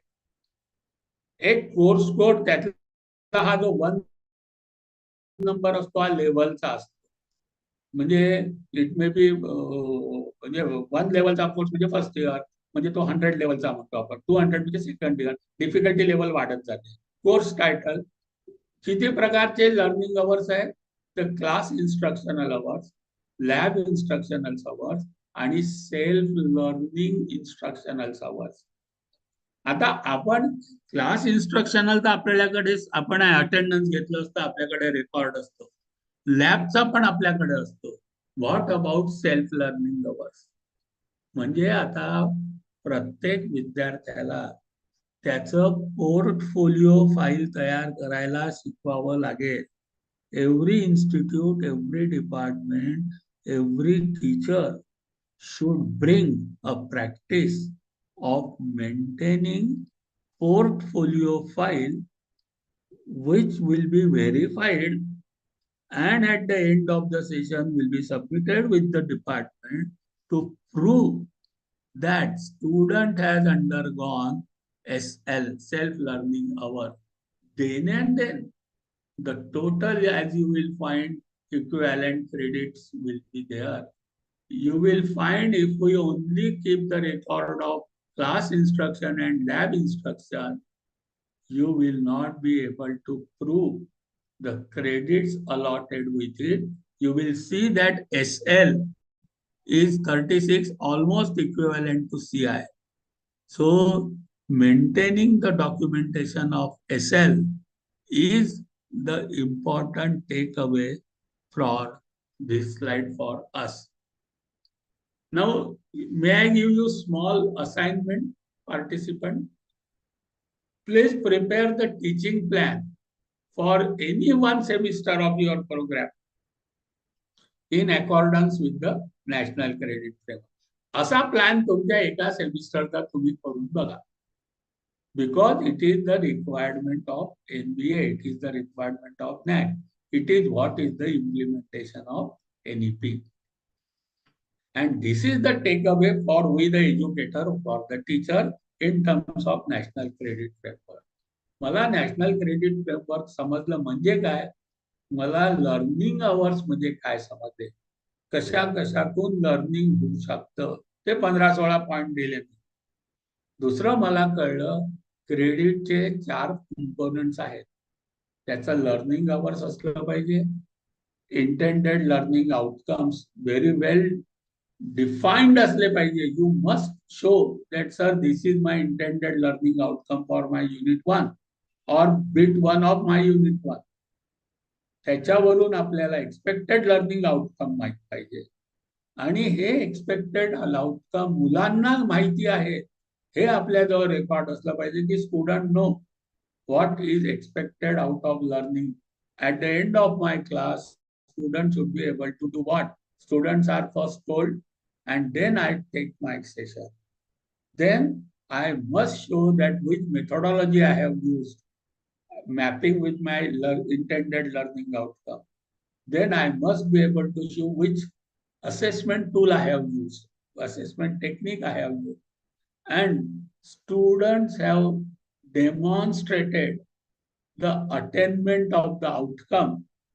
When all these things are there, then I have given the credit for the student and then I have set the grade, marks, whatever to the university so that students can claim that he has earned the credit.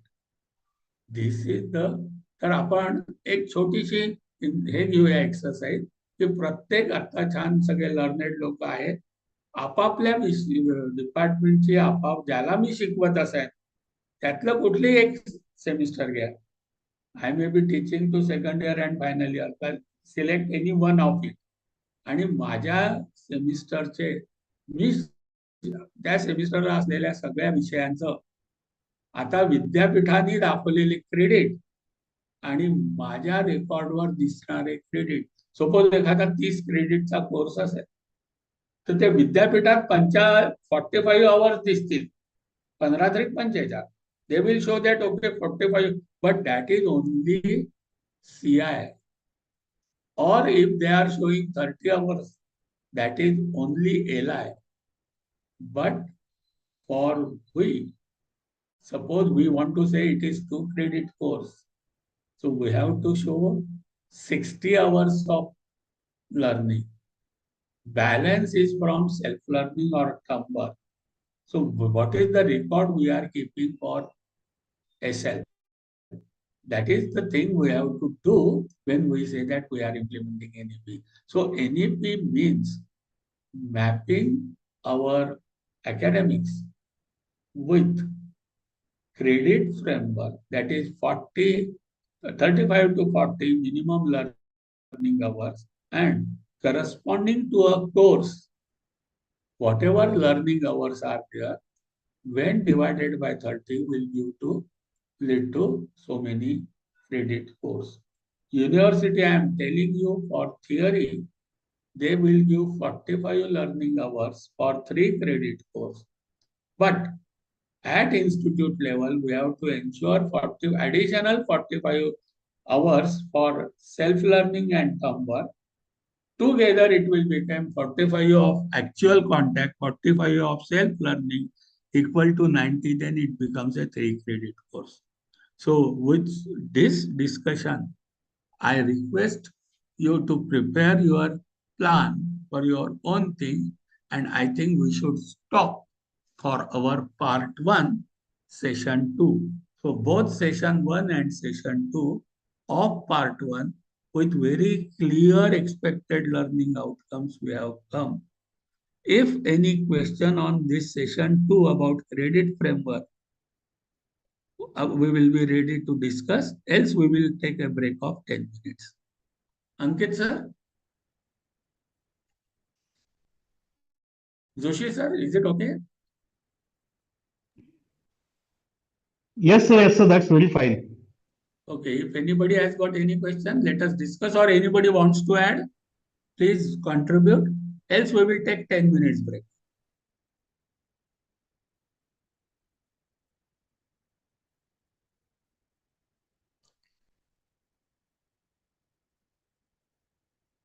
Should we take 10 minutes break then?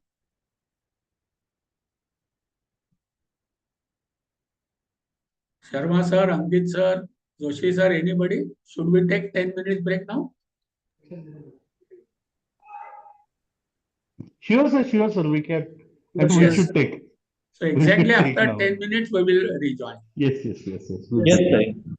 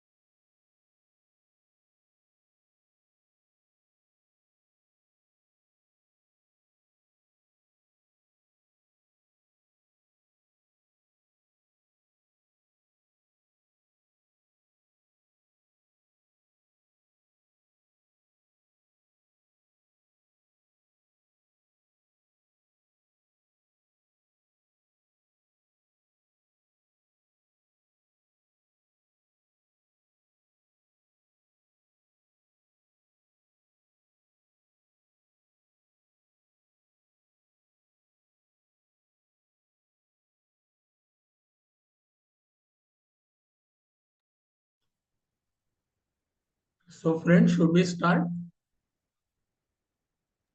Yes, sir. Thank you, sir. Yes. So now in first part, we have understood the concepts, we understood the fundamental definitions, expectations from educators, aims, objectives of education, and then we have understood, you can say, domains of education, types of education, stages, levels of each domain, credit framework. Now let us go to the second important framework, wherein whatever words earlier we have used, level-based, competency-based, descriptor, everything now will get cleared in this part, that is National Higher Education Qualification Framework, popularly known as NHEQF. Friends, just 2 minutes, let me give you the history. This qualification framework, even before implementation of NEP, International Labour Organization, Government of India, etc., and international other bodies with industrial organization, even before 2013, qualification framework for vocation was already there. It was known as NVQF. Then later on, National Vocational Education Qualification Framework NVEQF was also there, so that once that level is certified by national agencies, the competencies of a person with that qualification, those competencies were very clearly specified. Then came National Skill Qualification Framework, and now finally, after implementation of NEP, National Higher Education Qualification Framework NHEQF has come. This is the document. This document is also in public domain.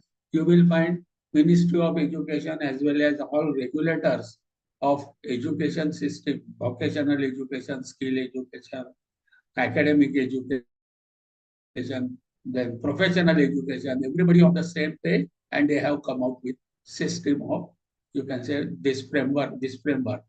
Now, what is the expected learning outcome after going through this session? I expect that all of us will not only understand thoroughly, but will be able to implement competency-based, level-based structure in our higher education. This is what is most important. Understand, we are moving towards competency-based, level-based education system through NHEQF. What are the objectives of NHEQF? They are in this framework.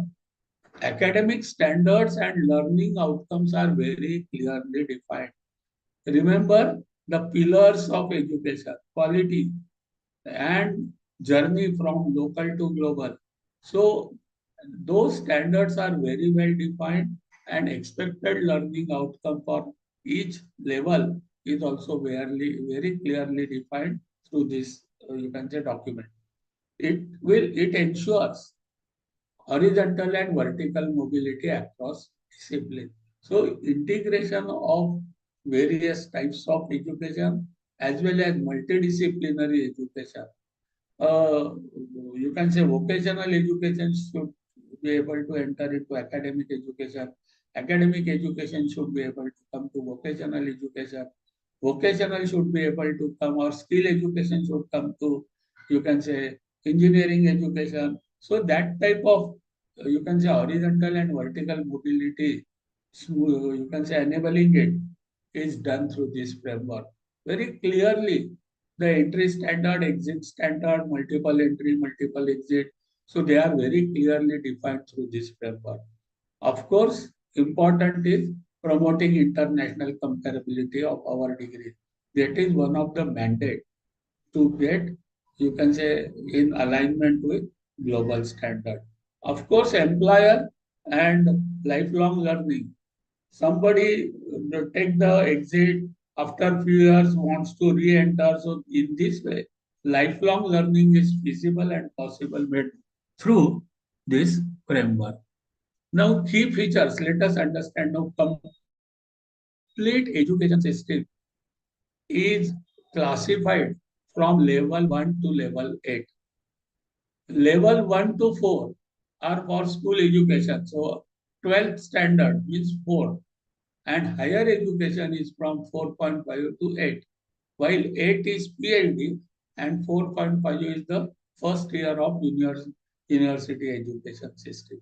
For each level, very clearly qualifications are described, and for each qualification, what are expected graduate attributes, those are very well defined, and learning outcomes are very clearly given in the form of descriptions known as learning descriptors.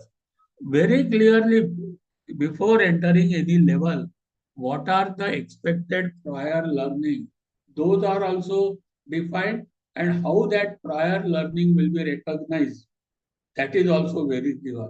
And it helps for modular structure for multiple entry and multiple exit. So these are the key features of NHEQF. So let us understand level, year, qualification, and credits. If we will be talking about only higher education, so we will not be talking about 1 to 4. But level 4.5 means what we generally call it as first year or semester 1 plus semester 2. So after semester, when we say that a student has passed first year, completed semester 1 and 2 successfully, now it will be called as student has crossed level 4.5. And if the student preferred to exit, then UG certificate will be given, because student has learned for 1 year means 1200 learning hours. 1200 learning hours means the student has earned 40 credits. On 40 credits means whatever we have described in our earlier session, all those things the student has done, then 40 credits are earned. And if the student wants to exit, then he or she will have to earn additional 4 credits through skill course or internship, and certificate will be given. After second year, that is semester 1 plus 2 plus 3 plus 4, means 1200 of first year, 1200 of second year means 2400 hours. 40 credits of first year, 40 credits of second year means 80 credit. If the student has completed it, then it will be termed as completed level 5. And the student goes out, diploma will be given. Remember, every student will not get certificate, diploma, 3 years degree. Exit will only enable the student to get certificate or diploma if leaving after first year or second year. One more condition is there. Student cannot do the shortcuts like he will take the TC and within 1 month come and retake admission. No. If the student take exit, he can get admission only after few years in any institute. And if the student exit within say 7 years, the student will have to come and join higher level. So many conditions are there, but this is how year-based credit earning levels and mapping with that level and earned credit qualifications will be awarded through this NHEQF. So if I summarize it, you will find that for every week, minimum 40 hours should be learning hours should be there. Every semester should consist of minimum 15 to 18 weeks. So every semester must be of minimum 600 learning hours. Every year must be of 1200 learning hours. And year, semester, level or learning hour, credit and qualification on exit will be in this fashion. Now this is already implemented. Now as I am repeatedly saying that each level will have definite number of credits to be earned, and after earning minimum credits, the student will be able to get various certificate like certificate, diploma, 3 years degree. But for each level, each qualification, there are descriptors given in the form of either affinitive or psychomotor or cognitive domain. So you will find when we say that student has completed certificate, he has earned 40 credit, and we want to give certificate. So as soon as we talk about that qualification, there will be elements of descriptor in cognitive domain. We have to ensure that student has earned those attributes. There will be certain parameters for psychomotor domain, skilling domain. We will have to prove that student has imbibed those skills, and there will be certain parameters for behavior. And our assessment should reflect that level of competency the students has achieved. So we must understand for each level, each certifications, what are the qualification descriptors, and we have to design our curriculum, we have to impart education, we have to ensure that assessment demonstrate attainment of those attributes, then and then only our certificate, diploma, or degree will be considered probably as valid at later stage. So let us understand for each level what are the expected attributes in the student through in this framework. So level versus qualification we have already understood. So now for each level there will be expected learning outcomes and qualification descriptor. Now these descriptors will be the statement which will clearly mention if a student you are awarding the certificate or diploma or degree at that level, what the learner is expected to know or understand, what the student is able to do on successful completion of that level. Students have to demonstrate those attainment of attributes. We, the educators, have to certify, and the auditors will come and check whether whatever we are certifying, whether those attributes have been assessed by us or not. This will be the overall position. Important statement in this policy is students should be able to demonstrate attributes, whether acquired through any mode of learning, direct in-person face-to-face, open distance learning, online education, hybrid education, blended education. तो कसा शिकला हे महत्वाचं नाही. तो जे शिकला त्याचं assessment होताना जे descriptor दिले ते त्यांनी अटेंड केले हे जर प्रूव्ह केलं तर त्याला कुठून शिकला हे महत्वाचं राहणार नाही. अपेक्षित आउटकम त्यांनी दाखवल्यामुळे त्याला सर्टिफिकेशन दिलं जाईल. This is a very very important statement. आता आपल्याला माझ्या वर्गात त्याचं अटेंडन्स कमी होतं, पण त्यांनी जर येऊन प्रूव्ह केलं किंवा नाही मी त्यावेळेला तुमच्या व्हिडिओवर शिकलो सर, तुमचे व्हिडिओज अवेलेबल आहे, टेस्ट मी and if you assess. So through those portfolio, if the student shows that I have learned, these are my learning hours, you assess, and after assessment, the student shows the achievement, the credits the student will be able to earn. This is a very big revolution in education system.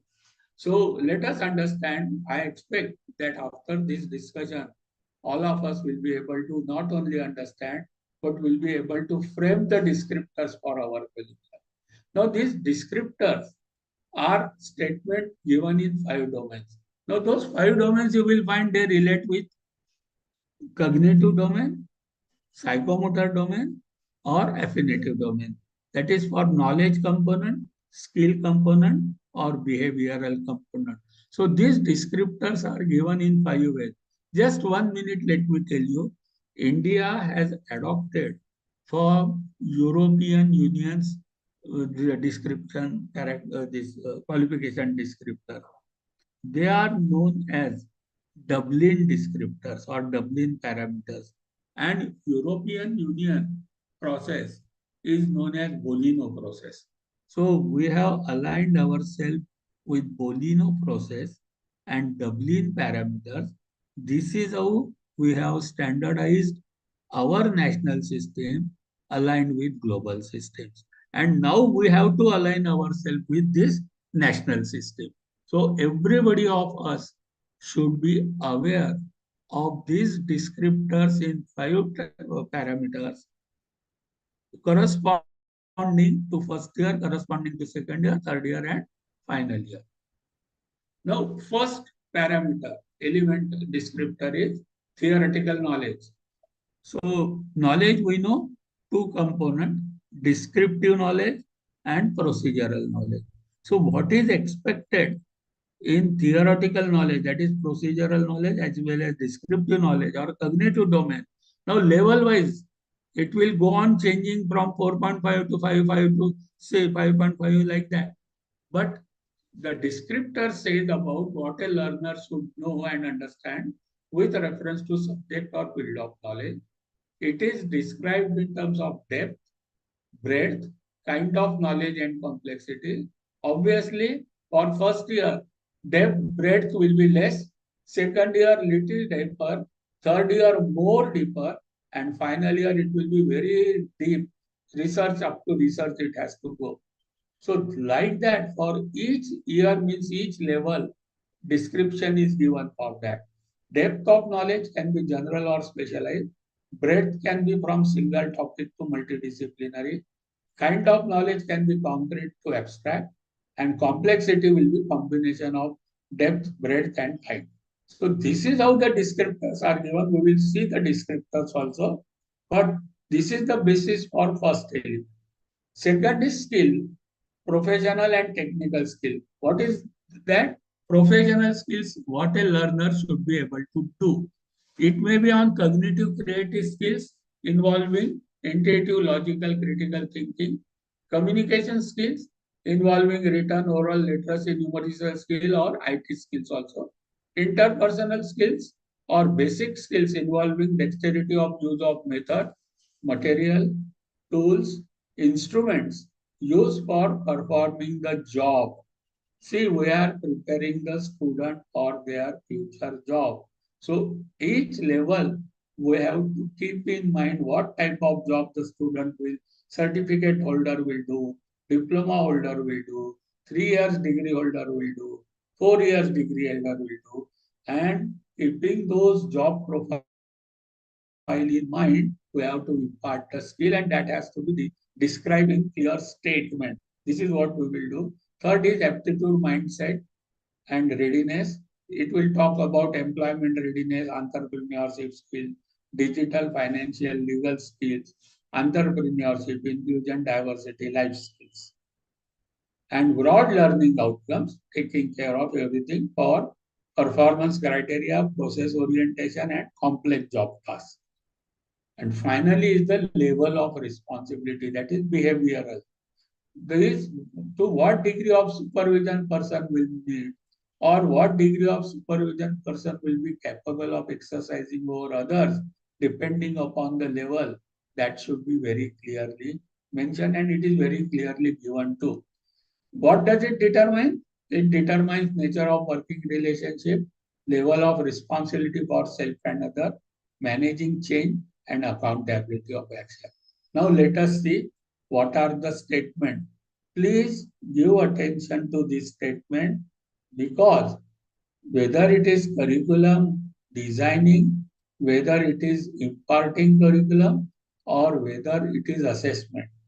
So we have to keep in mind whether I am a teacher of level 4.5 or 5.5 or 6 and corresponding to that level, whether student may get certificate, diploma or degree or 4 year degree and corresponding to qualification, what are the descriptions expected, attribute expected, that statement now we will see.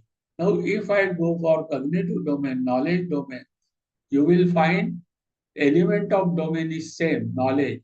But as the level changes from 4.5 to 5 and from 5 to 5.5, the descriptor very clearly says that if the student is of level 4.5, what is expected is knowledge of fact, concept, principle, theory, processes. So more of memorizing and understanding and little bit of application. of multidisciplinary learning context within the chosen field. That is why at level 4.5, there are 2-3 subjects. In second year, out of 2-3 subjects, one becomes major, other becomes minor. This is what is, and in first year, what is expected is only basic comprehension, understanding is expected, not much above that. But as the student comes to second year, that is level 5, you will find theoretical and technical knowledge now in broad multidisciplinary area, and second is deeper knowledge and understanding of one of the learning area. That is why in semester 3, major and minor comes into picture, and now we have to take student deeper into that chosen field in major only. So first year should not be very deep, second year which should be moderate deep, as well as both. See, you will find procedural knowledge as well as descriptive knowledge. And when the student comes to third year, you will find it will be knowledge of current and emerging areas issues and the development too. That is not expected in first year and second year, but in third year. Now we are taking further into emerging issues. The student should be able to now apply, should be able to critically analyze. So as the level changes, same element, knowledge, understanding, but you will find how it descriptors goes on changing. We have to write these descriptors before we frame the syllabi. Suppose I am preparing syllabus for second year. I should write my knowledge is deeper knowledge, understanding is one of the learning area with underlining principle plus theoretical technical knowledge. So, and if I am setting question paper for second year, I have to ensure that I have to only be in the area of understanding and little bit of application. I should not use analyzing and designing things in second year.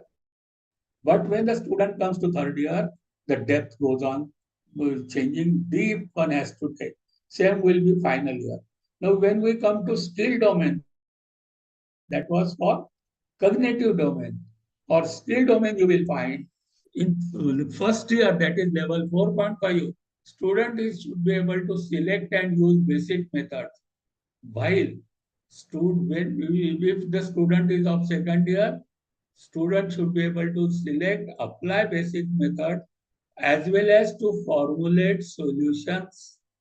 And when he comes to third year, the student should be able to gather and analyze.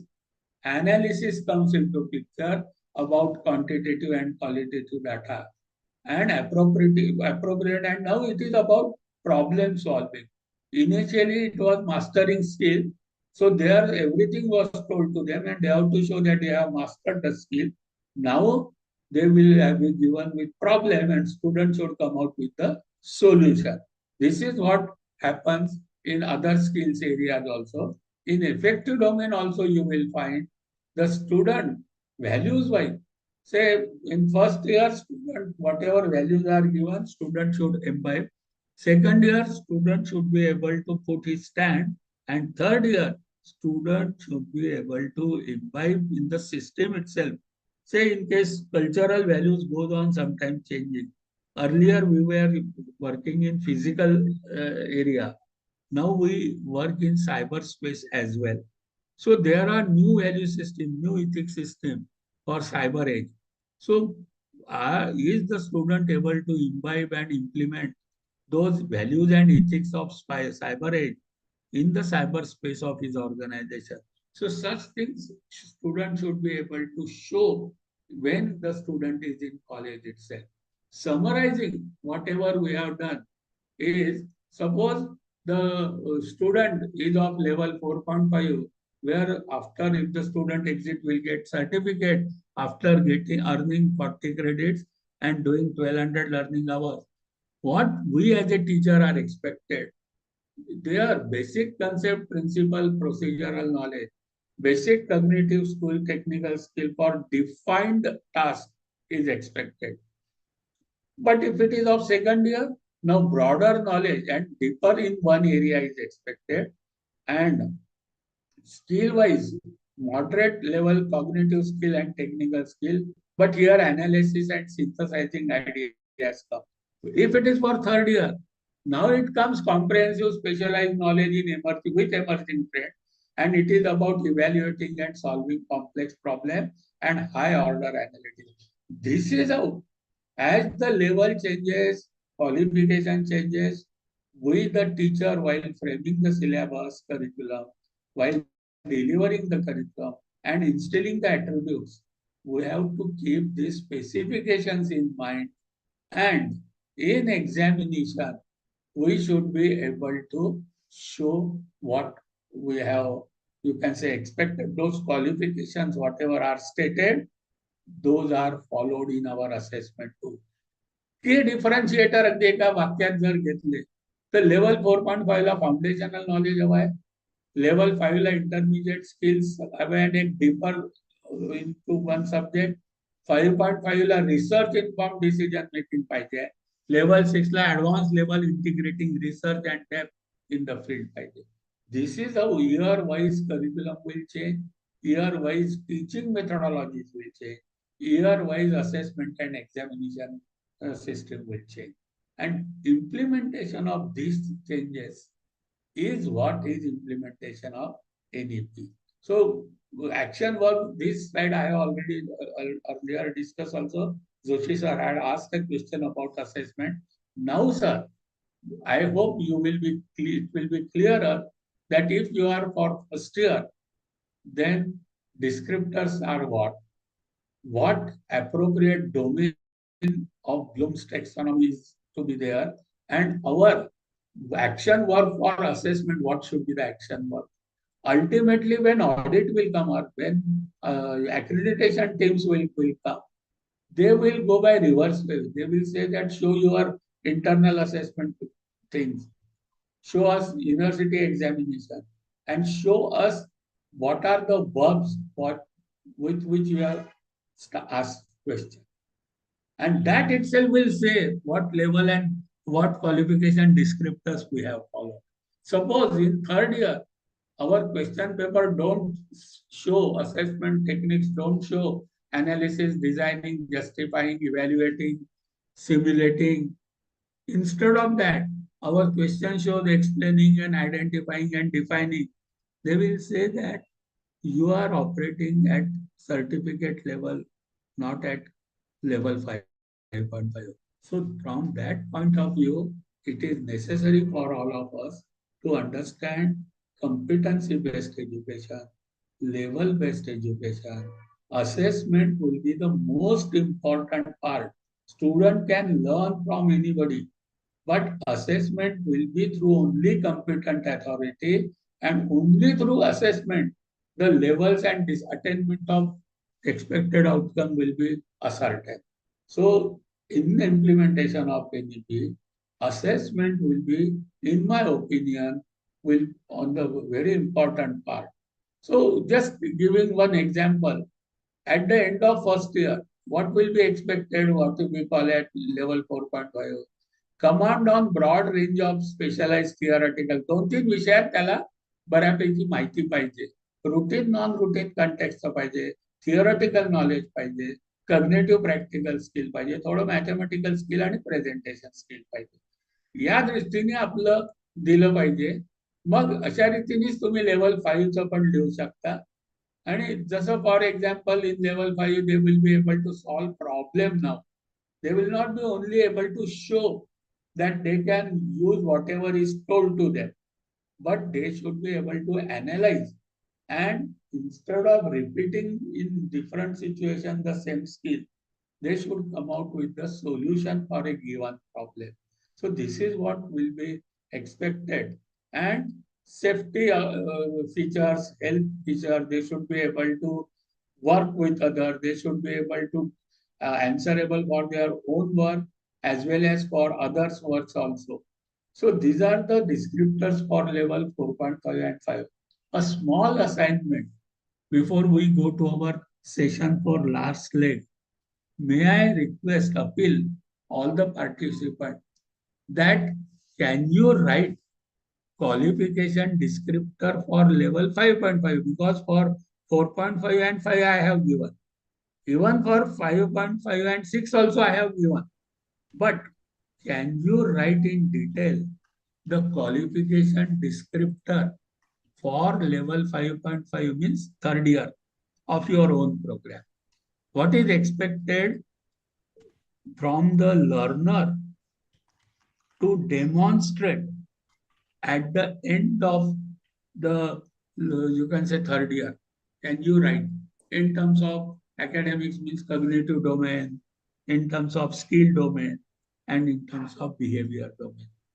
In my opinion, with this, you can say, introduction, everybody of us will be able to write descriptor, because some hint I have already given. See, this is the hint. I am asking about level 5.5, this level. So for this, please describe in detail. Here also I had given you this. This is what I am expecting you to write in detail for your own program of third year. So let us see whether we are able to do it. So, taking into summarizing what we have studied up till now, is that we will be going for flexible liberal curricular structures. 40% of the credits will be allowed through any mode of learning other than our own university or classroom. There will be credit transfer through academic credit. Programs will be having multi-entry, multi-exit. Now you can correlate it with GRM university curriculum given to us. You will find verticals of our curriculum now are matching with what we have discussed up till now. See, one course student of his interest go into deep, and some other subjects also students should have multidisciplinary approach. This is the mandate, vision. So choice of major and minor subject and discipline. Courses of Indian knowledge. Though it should be more of experiential learning. Experiential learning is recommended very strongly. Anubhava Adhishthit Shikshan Dya. You will find vertical of internship, field-based learning, on-job training. Community engagement is and social engagement is integral part of higher education. So you will find vertical of community engagement and service. Vocational education should be integrated in academic education. So you will find verticals of vocational and skill enhancement courses. The student should be holistic personality development. You will find languages, English communication skill plus one more other Indian language, ability enhancement courses. Students should have disposition, value, ethics, and life skills. So you will find the courses in VELSE, value, ethical, life skills education. Students' passion. Every student is different and he learns from two aspects. One, to go for occupation, vocation, and other out of passion. इंजिनियर्सला मोठ्या प्रमाणावर वेगळ्या वेगळ्या passions असतात. तुम्हाला माहिती आहे, Anil Kumble cricketer पण qualification engineer, Srinath qualification engineer cricketer, Shridhar Phadke qualification engineer music. नंतर सध्याच्या यातला त्या ऐसान रॉय मधला तिसरा त्यांचा आहे, तो is by qualification engineer but a leading musician. So any artist, many drama artists, तुम्हाला माहिती आहे की डॉक्टर श्रीराम लागू असतील, अनेक लोक बाय क्वालिफिकेशन डॉक्टर होते, काशीनाथ घाणेकर, पण बाय प्रोफेशन ते ड्रामा मध्ये होते. So that is now very well accepted that interest, passion and qualification need not necessarily coincide. So to have full personality development, there is vertical of open elective, generic elective. Student can learn from MOOC also, and there is nothing like extracurricular now. Wherever learning happens, the credits can be earned. So sports, games, yoga, NSS, Unnat Bharat Abhiyan, the cultural activities, everything is considered now as co-curricular, and students can earn credit out of it. Our responsibility is to creditize those activities. So you will find these are all verticals are in consonance with national education policy expectation.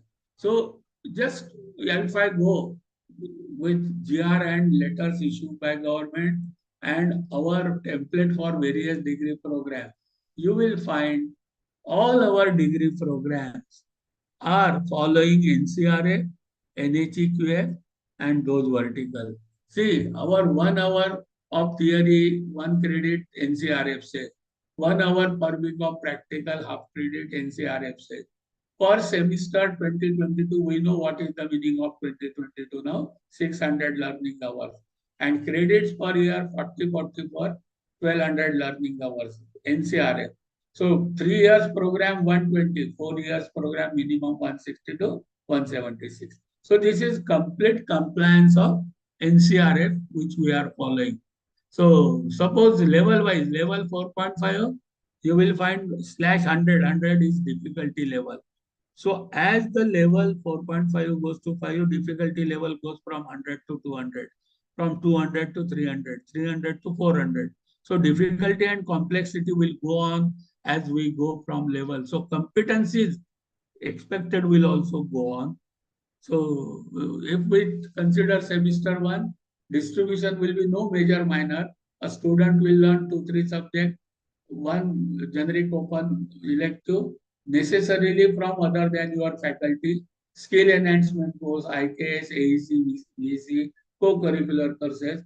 Total will be first semester 2022, second semester 2022, overall 40 to 44 courses. So this is how distribution year-wise is done in case of as per GR and NEP. So first year means level 4.5, semester 4.5, semester 1, first and second credit 40-44, minimum credits to be earned 40-44. If the student want to exit, take 4 credits of internship or skill course and go with certificate. Similarly for second year diploma, so level will be 5. Now difficulty has increased from 100 to 200.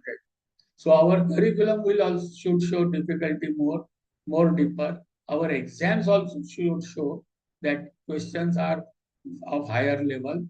Similarly, if we go to third year, same thing will happen. So with this, we will finish session 3 and our last session of 10-15 minutes will go. Meantime, any question regarding NHEQF, qualification framework, qualification descriptors, how we have to frame the curriculum, how we have to teach, how we have to assess if I am a teacher of second year and fourth year, 2 years I am teaching. I must keep in mind I am a teacher of level 5 and level 6. Accordingly, my approach will be different. Accordingly, my assessment will be different. Any question? Else we will go to our session 4 of part 2. Thank you, sir. Thank you so much. Participants, the forum is open for discussion. If you have any queries or the questions or some kind of observation or while you are implementing this policy at your institution level, some kind of difficulties or the problem that you have faced, you can please share here. That will be very effective because we are compiling the question that is the frequently asked question FAQ, and that will be useful for our student as well as the faculty members. So it will be really helpful for us if you ask or raise your queries. Please, anyone, it will be really appreciable.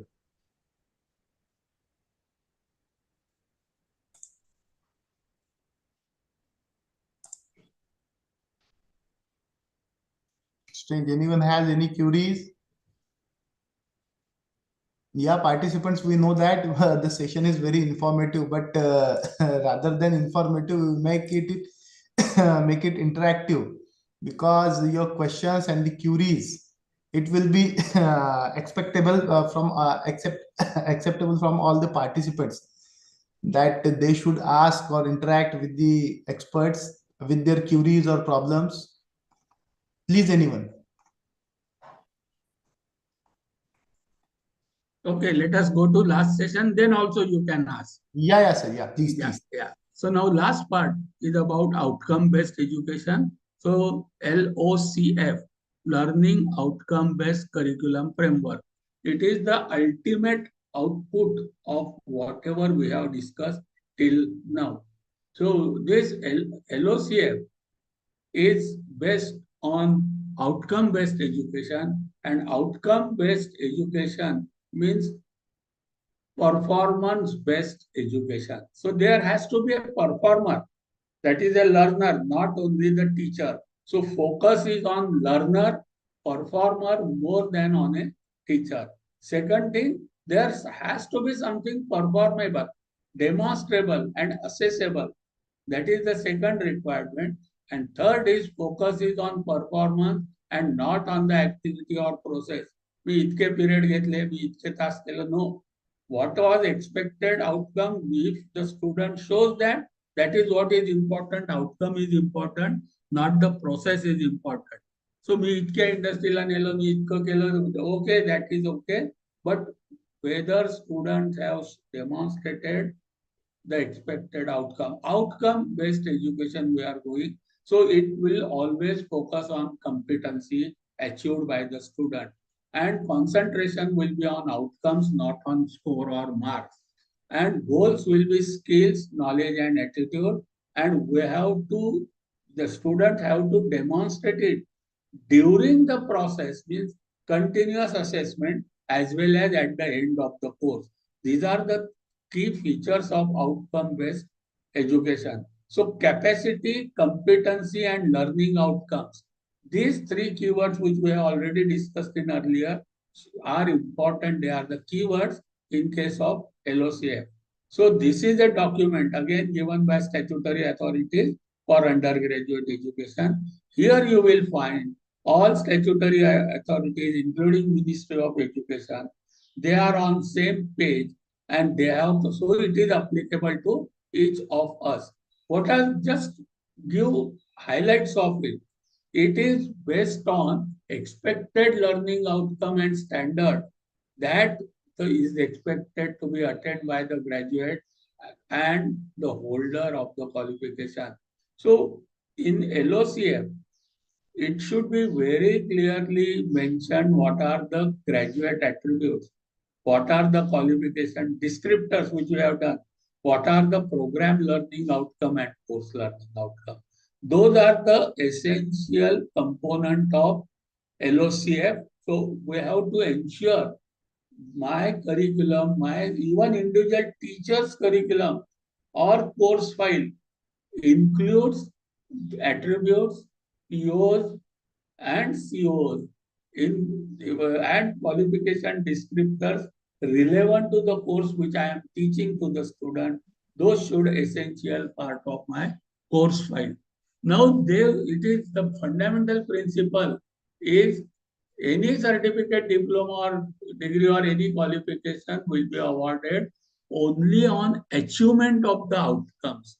And those outcomes are in terms of knowledge, understanding, skills, and attitude and value. Those three domains only, and academic expected standard. So everything is related with qualification descriptors and its standard. So they should be able to demonstrate during the course as well as end of the program, and they are considered to be a reference point which helps for formulating attributes, descriptors, learning outcome, and course learning outcome.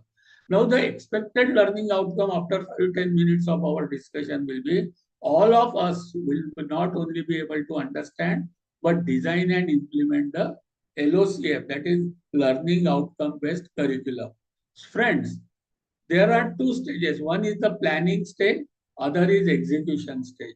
So to begin with, one, we have to plan, let it be university level or institute level, or we as an individual, my subject level. I must write down what are my long-term program educational outcome and objective. Means, see, we are preparing students for their job roles. So I should very clearly able to write for what job role, for what sector of economy I am preparing student for. And when my student get graduated, whether he will be in research area, whether he will be in manufacturing sector, whether student will be in finance sector. So wherever that student goes, as per what I am planning, what level, whether he will be manager, whether he will be supervisor, or whether he will be a research assistant or will be scientist. So keep in mind what position the student will be after 6-7 years. And for that position, what are the job roles expected from that? Write down those things. That is the first step.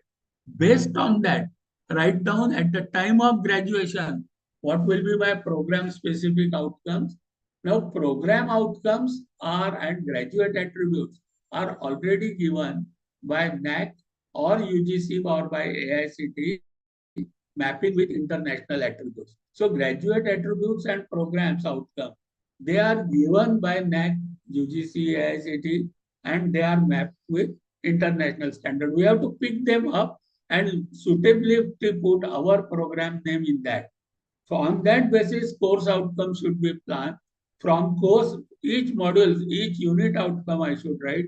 And for my each session, I should plan for intended learning outcome. This is my planning. While execution, I should, when I take my first session, I should write what was my intended learning outcome. What method of teaching I should use. What is that, how many students I expect that they should be able, they will show the competency in that intended outcome. How do I test that? How many students have actually attained that outcome? So that will start from bottom to top. So suppose I have got one unit and I have divided that unit into 4 bits. For each bit, I write down 3-4 intended outcome. At the end of the unit, all those 12, 13 intended learning outcome, I summarize them into module outcome. And I will show that whether students have attended. That module outcome I will map with the course outcome which I have planned. From that course outcome, I will find out what was the competency my students have shown. The competency shown by my student, I will map with the program outcome. So mapping will start from my every class, and finally this is what I will do.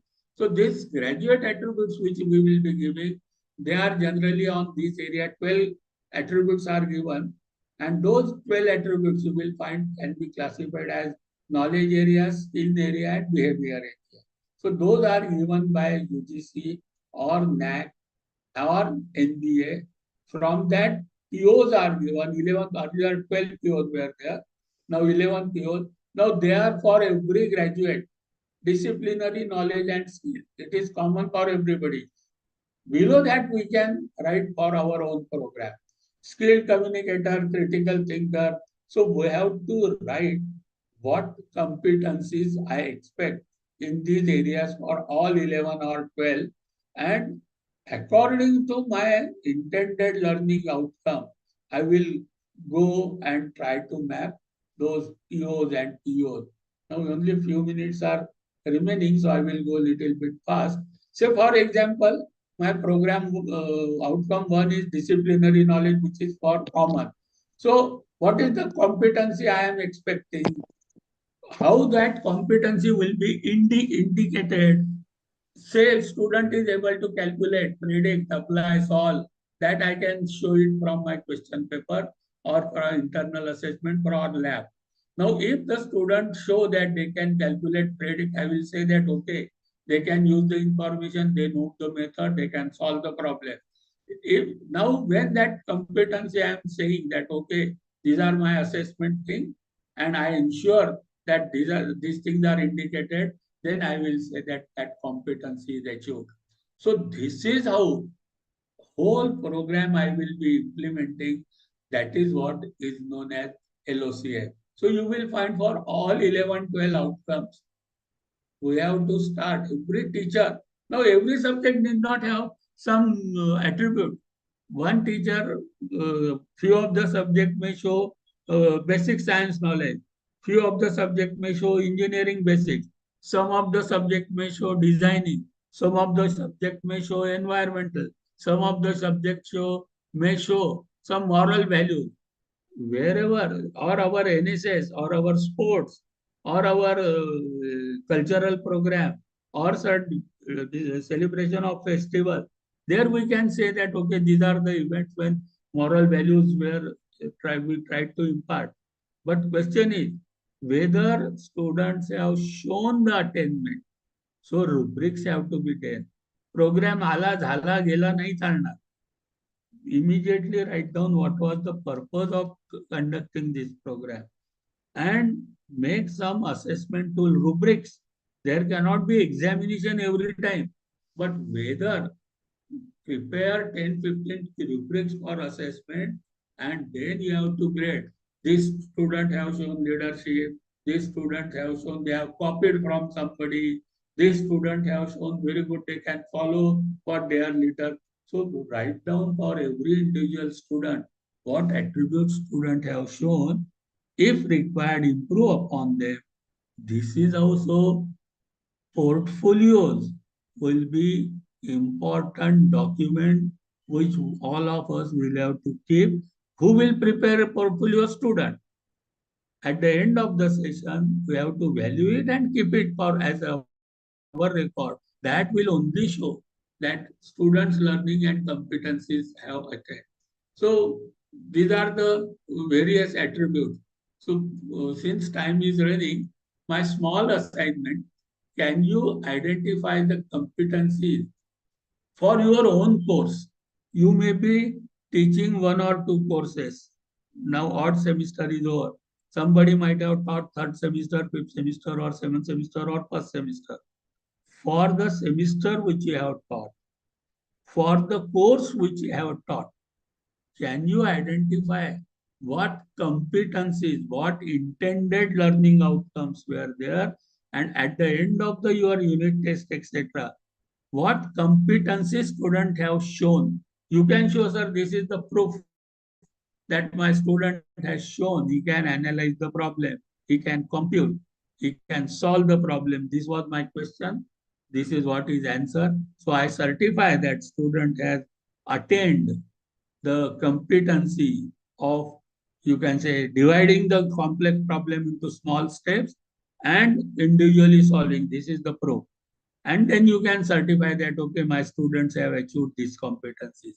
Can we do it for the course which you have taught? From that intended learning outcome, we take out course outcome. University has given 5, 6 course outcome. But your intended learning outcome may show 1 or 2.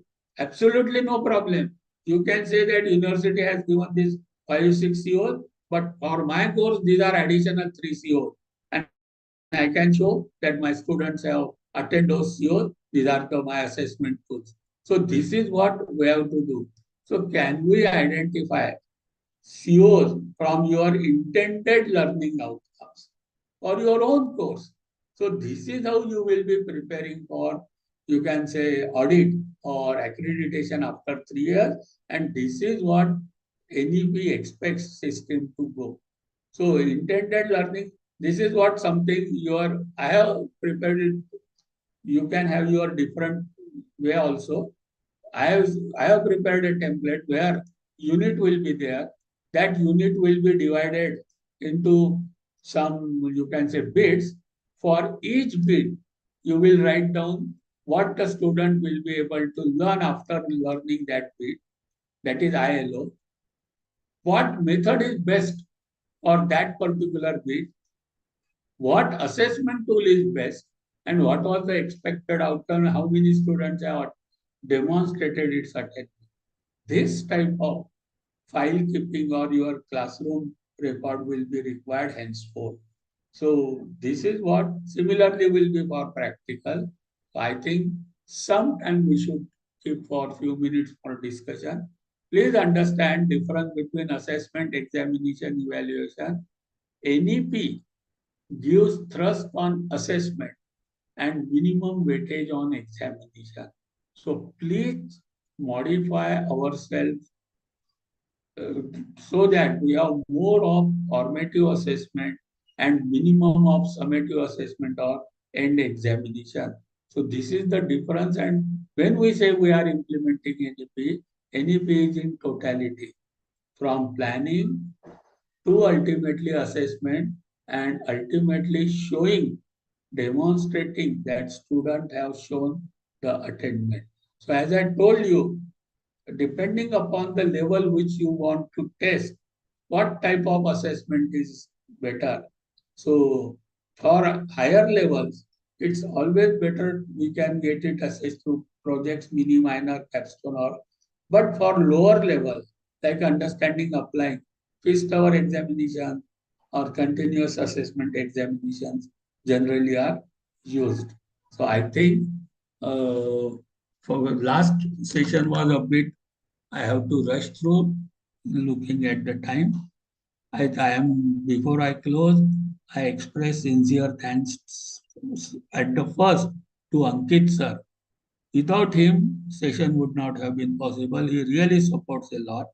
Then to our director Atik sir, Pro Vice Chancellor, Registrar, and finally to our Vice Chancellor. Similarly, our honorable principal, you can say, and management of Anuradha Engineering College, Nanai sir, and management of Anuradha Engineering College, and not but this very important, all learned audience whom I try to give insights of NEP. I am thankful for patient hearing. It would have been better if it would have been more interactive, because ultimately we are all on the same platform. Everybody is learned. You may be sometimes doing more, but while implementing, if you have got any difficulty, please feel I can, if at all, if you feel something is required, I will be available today, tomorrow, anytime. Thank you, Ankit. Thank you very much. You can ask if there are any questions, Thank please. you, sir. Thank you so much. Participants, if you have questions, we can take couple of questions.